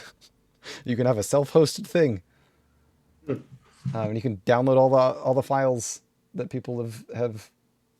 I've got them all listed. Free music files. Um, yeah, I love using sound in my games, and my middle schoolers especially. Their attention spans are really low, and I struggle with that a lot. But if I put on some sounds, their focus, their attention is way different Well, what in a you good really way. need to do is you need to have TOA on a screen, but then Subway Surfers playing right underneath it. That's how you get them playing. Either Subway Surfers or Just like cooking Minecraft little, videos. Yeah, yeah, yeah, like someone cutting a tire right. or food or whatever. That's how you get the kids these days. I'm running some one shots at like a local museum that reached out because they're doing like a dragon exhibit and we're doing like some one shots. And one of the curators said, "Are you familiar with like putting like active videos underneath stuff that you want to show children?" I was like, "What do you mean?" And they showed me exactly that, like a video of teaching somebody how to make like a sandwich, and right underneath it there's like Subway Surfers. And I was like, this works because I'm really hooked right now. So if it works on me, it's gonna gotta work on these 11-year-olds, I'd imagine.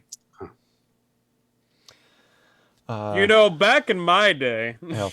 I have another question, actually, and I have an answer for myself already. Is what is a scene? What is a scene that you are like most proud of crafting in the Toa adventure? Um, like what is like the most gripping or like out there, like homebrewed or raw was written. And mine is the Ring of Winter has a description thing on it for creating frost zones. And I had a frost zone that was just like in the middle of the rainforest, just frozen everything in place. And that's where the party met the group of frost giants. The frost giants had discovered the frost zone and had set up camp. And I had that for that little storyline. And the interactions, like the winter wolves, like discovered the players and then talked to them in common, and then the players like were pulled to the camp and then interrogated. But that, you know, doing the reading in the book will pay off. yeah. I think for me, I don't, one of the most fun events that we had was I had a player, he was a fighter, and he got a hold of the first artifact in the Tomb of the Nine Gods, and then so he started talking to the gods, and then as they were going into the session, they found another, and he asked, "Can I attune to it again?" a second one? And I thought about it and I was like, yes, absolutely.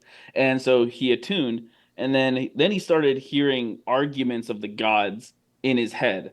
And then he started having this power grip inside his mind. And so he every artifact they would go on and find more, he would try to attune to it first. And so then as he got to like 7 out of the 9, he was just batshit crazy, like insane, and he was just ripping at people, just trying to fight everything. He was just yelling, and then they finally had to uh, find a way to get rid of him, put him unconscious, get rid of the items completely, and then that was just a super fun Interesting. experience to have. That's an interesting way to run things because I think in the book the gods fight over Yeah, they your push head. each other out. Yeah, Yep. If but they that's don't, that's then kind of they're neat. stuck in there. That's kind of cool. Huh. I think I think for me, some of them are homebrewed stuff that's not definitely not in the module. Recently, I ran a birthday session for one of my players. We ran a marathon, 2 sessions in one. And everybody called off work. It was on a Friday. We all just wanted to play D&D all day. And they went into the Peaks of Flame, and like basically raided a fire giant hold that was in there in the volcano. And my players after the session were like, "That's the coolest thing I've ever played in." That's a homebrew thing. That's definitely not in the module.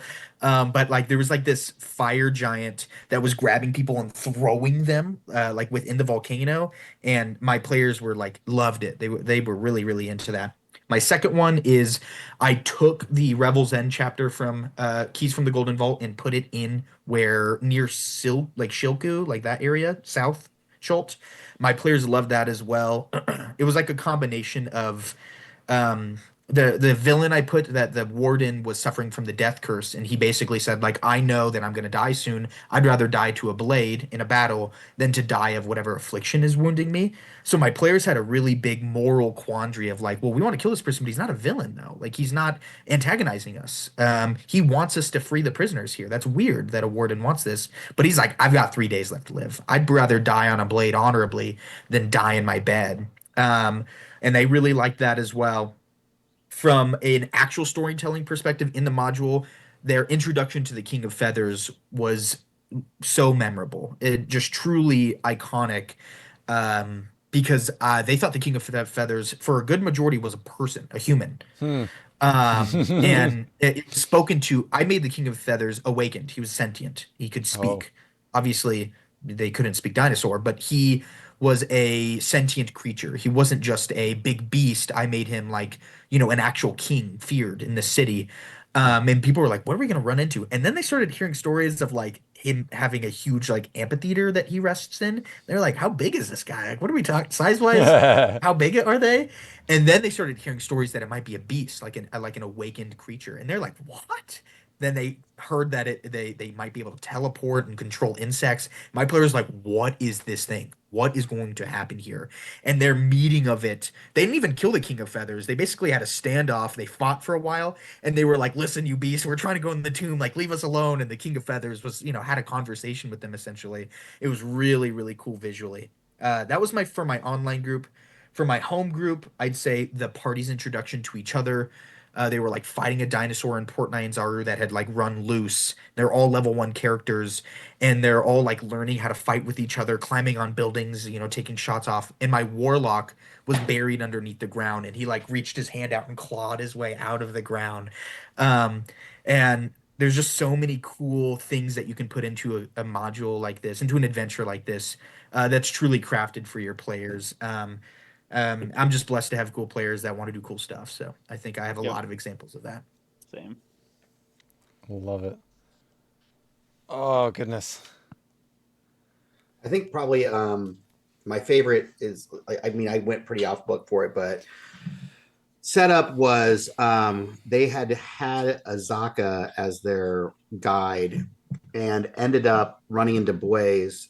And I set up the lore, like this little backstory that like the reason why Blaze is out in the wilderness is because Wakanga and Azaka had an affair. There's like a love triangle between the three of them, and he he was the reason why she ended up becoming why she got turned into a lycanthrope. And so she, he felt responsible for it, and he went mad and he went out in the woods and all this stuff. So this is all going on, and they're building up this lore, and then they encounter this like red wizard in Mesro, who's crazy in this library doing all this stuff. And when they're fighting them, like Azaka hates Blaze. She like won't talk to him and stuff. But they're all in this group together, and in the fight with this wizard, things stakes get really high, and she attacks him and gives the wizard lycanthropy.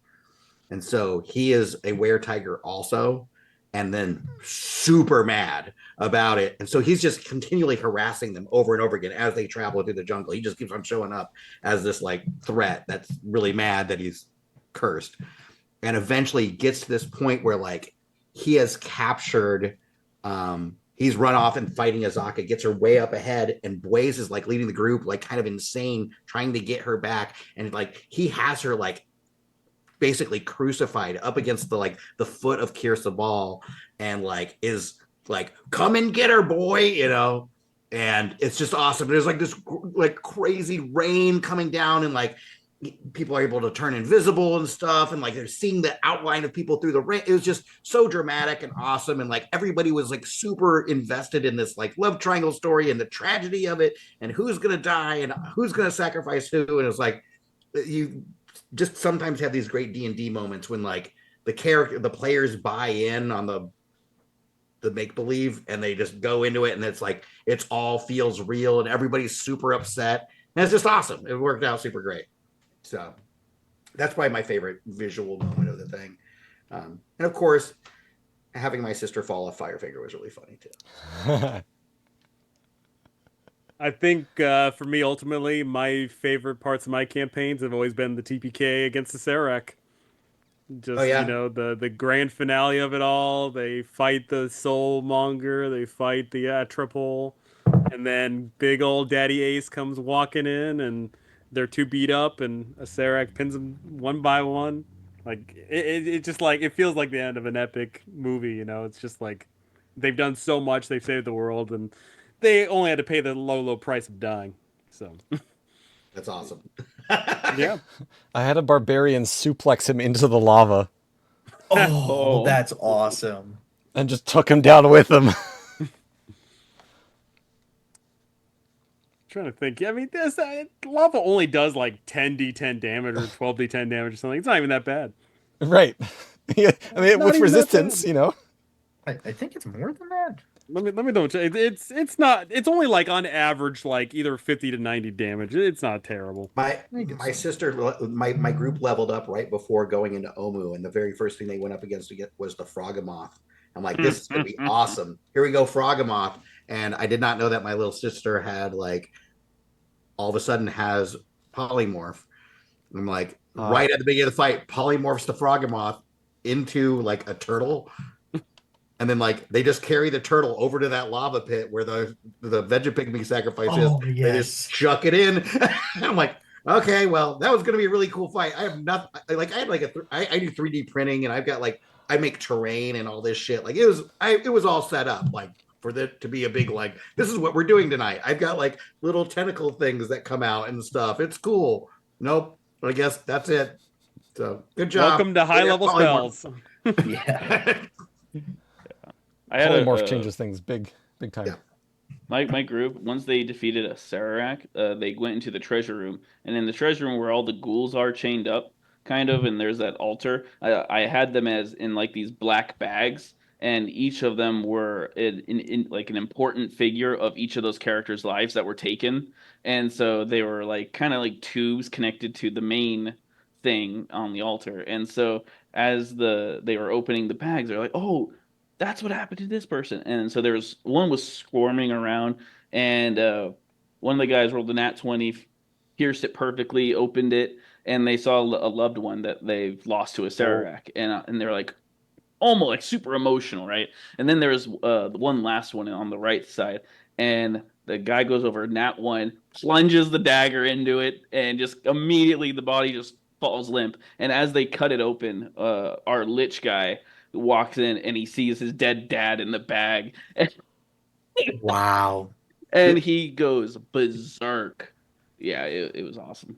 Huh. That's like an iconic D&D moment. Like I can Very see your much so. party just like remembering that for forever. Like we had a an encounter with the hags just like a Hmm. session and a half ago, and God, we're getting so into it now, but the hags had taken a piece of the beard of a rock gnome NPC they were friends with and created the facsimile version of that character. And they saw it in the cage, and my party instantly, keep in mind this NPC was like a former servant of Dendar, and my party like saw this person, and I reversed their name, Alvin. I named them Nilva, I think I named them. But the party was like, "Oh, come here!" They grabbed them and just like shoved them in the cauldron. They were like, "We don't want to deal with this thing," and the hags just like popped up instantly, and my party was like, "What did we just do?" Like just an iconic. And just as that happened, I was like, "We're gonna take a 10-minute break," and everybody was like, "What just happened?" It's like things like that that you Yeah. know will live in the players' minds because they were like, "We're getting rid of this weird stitched sewn copy," and the second after the hags show up, and my players are like, "Oh, uh-oh." It just, I, I I love you guys D&D. have inspired me. I think I need to go back into my like. So this is our elephant graveyard up here. If you like look up here, I've got this like thing I made. This is like all our minis and stuff. Oh, Ah. nice. So, but at the top, they're all dead. Those are all their dead characters. So I think I might pull them down and like paint them rotten, and then just like start scattering them through the tomb. Like they keep on having to Yeah. fight themselves Oh my from like gosh. previous selves. That could be really cool. I had a warlock. This is our one of my first player's deaths, and he had the deck of many things, right? And he met Saztam and was like, you know what, I'm gonna stop this guy. Draws a card and instantly kills himself, and he gets ascended as a god. And so he makes a new character. Once they got to the hags, they go in and they see this giant bright light inside the cage, and a Sararak stole him, ascending to godhood. And so he's in this kind of half god, half spirit presence inside, trapped in the cage. And so they are trying to talk, they're freeing him and trying to get him to be a god again. Yeah. Wild.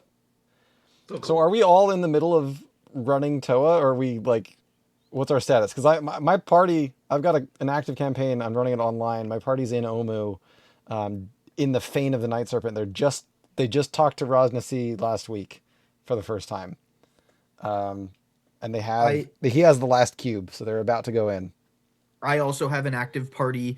I have a group that's about to end. We're gonna run. I think they voted on Icewind Dale. This is for my start playing games. This is for my website. And so we that group is really close. It was the first campaign I started about I think January last year we started, and we're about to end. So about a year and a few months. I think that's pretty good. We play almost every single week, so That's awesome. good pacing, but that campaign's about to finish, and I'm running an in person with my friend group. Weirdly enough, we just finished Icewind Dale, although I was a player, I wasn't a DM in that one. So we finished it. I read Icewind Dale right after, and then I'm gonna run it right after as well, which is kind of perfect. Um, but yeah, we're in the midst of running it as well. I sincerely do think it is my favorite adventure. This or Witchlight, they're weird because they're very different. But I love Witchlight because I think it fills my like zaniness, and I love Tomb of Annihilation because it's so open and the book is like it's almost perfect. There's so many things that I would just keep in it, and I get to change because I don't need to change it. I get to choose to change it, which is Yep. why I love the book. Because sometimes you'll read a book and you're like, I have to change that. What is that? What is going on here? But then you'll read Tomb or like Witchlight and you're like, oh no, I get to change it. I get to add some creativity to this because I think it's already pretty solid. I'm still running it. They're at level 2 of the tomb. So Oh, wow! they So we're all are like they are ending. right now. Was that? We're all kind of like ending. Yeah, so they're at level 2, and they're right in the middle of like a bunch of skeletons climbing out of a bunch of cauldrons. They just figured out that smashing the cauldrons is probably a good idea. They've just opened up the door to the east, the secret door. They figured that out. So, and their party is split, which I always love to have a part because a huge part of them like want to be outside the room, out on that ledge, and part of them like want to sit there and slog, and part of them want to get down that hallway. So it's kind of a neat spot. one of their NPCs just dropped. They just lost River. So they got the both Tabaxis there, but one of them just dropped. So um, we'll see. So, but they got a ways to go down there. I did in the Mirror Tomb. Um, the party goes in and they saw different zombies at the entrance to Papa Zoddle's tomb. Hmm. So it's just little things that's like, wait, this is a different time. Hmm. So Okay. little things, yeah. Little, you might be able to take that. You can take it if you want. I'll take it for sure. Yeah. Yeah, I don't have an active campaign going on right now. I might start some group sometime soon, but I will be doing a solo let's play of it using my TTRPG that I'm creating right now. Nice. So it's not gonna be 5e, it's gonna be make believe. A solo let's play, like just yourself running through Toa. Well, I've got several options for making videos playing with myself, and I figured, using tabletop role-playing games would probably be the better one to Yeah. put on YouTube. Put on YouTube specifically. Right. Okay. Sure. Yeah. Yeah. Why is everyone laughing? No reason. There's, Yeah, I've got a rough throat today. I need some more yeah. water Must have seen something. or Yeah. heard it. I Yeah. finished my Tomb of Annihilation last 2 years ago in April, and then we started Vecna Eve of Ruin last year in Hmm. continuation of it. So the Sweet. same group. So yeah, it's been pretty good. Yeah, I sincerely think that Tomb of Annihilation. It was the first adventure I played in right after Phandelver. I think Phandelver's a great starter scenario. Never did D&D when I was in high school. Sorry to age myself here, but I loved Phandelver. I thought it was really cool. And then my DM's like, we're gonna run Tomb of Annihilation. We're all like juniors and seniors in high school. It's like, what are we getting ourselves into? And it was just like blew my mind away. I was like, this is a D&D adventure. Like I've never thought of anything like this before. And now that I'm experiencing it, I can't even really compare it. And all these years later, I told myself if I ever become a DM, I'm going to read Tomb of Annihilation. I'm going to read it. I'm going to run it. And it's aged so well. I think that the material in the book is still so usable today. And yeah, just to I'm honored to be able to be here with all of you amazing creative people. To be able to share my creative thoughts with other people that are infinitely as creative. It's just so cool. So I just want to say thank you to all of you. Thank you to Apollo not for setting this up and for all of you to create your worlds and for some of you to share your stuff online and help me create something that I think is worth sharing as well. So thank you to all of you, like seriously. Well, thank you too. That's very flattering. It's so cool to be in these groups to know that people like, I came up in a time when Dungeons and Dragons was like you had to hide it, kind of, and like it's a massive Back in world. my day. Why in my day? I mean, not to get too Moldvay on you guys, but yeah, I mean, like I faked it was so weird that like it was me and like one nerdy friend, and I again couldn't read, so I had like the red box set, and I was like, this is too many words. I think it's something about rolling dice and killing monsters. So literally for the first 2 years was just no dungeons. It was just you're in a fight with this monster, roll a die, and that's what we did. Until I played with another group that kind of like had a storyline or something, and I was like, oh, that's really cool. But the world of D&D is like humongous now, and like there's so many people. Like you said, there's a community. It's awesome. You guys are really bright. There's a ton of like really smart people out there. Not everyone, but it's fascinating. I don't know who said the quote, but I think it might be Matt Colville. But it's like the most fun you can have with your brain. Mm-hmm. D&D. Yep. And I say it almost every day to people. You should play D&D. It's the most fun you can have with your brain because it's just there's a ton of creative people out there. People that don't think that they're creative, they get their Yep. hands on this and then they become creative. I love Hmm. it. It's just awesome. I have a point really quickly because we're all like, self-congratulating here. DMs who are watching this and are intimidated, like, I understand you. Same. We all started. I'm just talking to the audience here. We all started where you are. We all started either with no assistance or with maybe a friend who got us into the game. And we all acquired this book or had some exposure to it in some way and were inspired enough to run it in some cases over and over and over and over again. And the time that you spend, I have a quote. So in my Learn to DM thing on my website, ultimately, any time that you spend in preparation, any effort you put into running a game for a group of players is appreciated by those players. And sometimes you have to throw things out, and sometimes you get to use the stuff that you've prepped, and that's the best feeling in the world. But really, like, this game gives you so much room for amazing moments, and I've heard some incredible stories from all of you today, and I'm sure we'll have more of your time in future deep dives. But I do want to close this out. Thank you all for being here. This has been an incredibly enlightening discussion.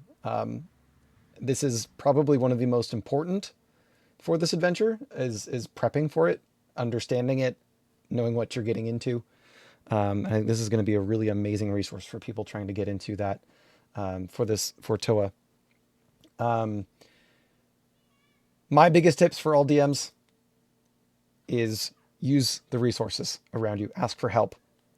Read the stuff. Watch the videos. Steal stuff from other DMs shamelessly. Nobody's copyright infringing, suing you unless you're live streaming your games, and I don't know, even then. Yeah. Resources, steal stuff, and ask for help. That's where we're sitting. D&D Compendium has tons of resources on it. Please go check it out. I have linked to all of the people here who have content material. And if I haven't, and if there are things that have been mentioned that are not on my website, I will put it on there for you to use. No Fun Allowed. Thank you for being here. Incredible work on your YouTube videos. Tons and tons and tons of hours and effort put into it. Lots of appreciation from this community. And I hope to have you on again. Wolfgang, thank you for being here and for teaching me some new things about TOA, that things that it could be that I wasn't aware of. And Gagugan as well. You're like, the things that came out of your mouth today, like, you're quiet most of the time, but like the times that you spoke up and told us things about your game, I think all of us were like, whoa. And that's really awesome. I hope you keep doing that. Keep impacting your players that way. And Micah, as always, thank you for being here and for sharing your insights, your experience over the years of D&D and your DMing. And I hope to hear stories about your painted minis, the impact that has on your players as they discover their old characters. Yeah, I'll let you know. Yeah. I'm going to stop the recording. I'm going to stop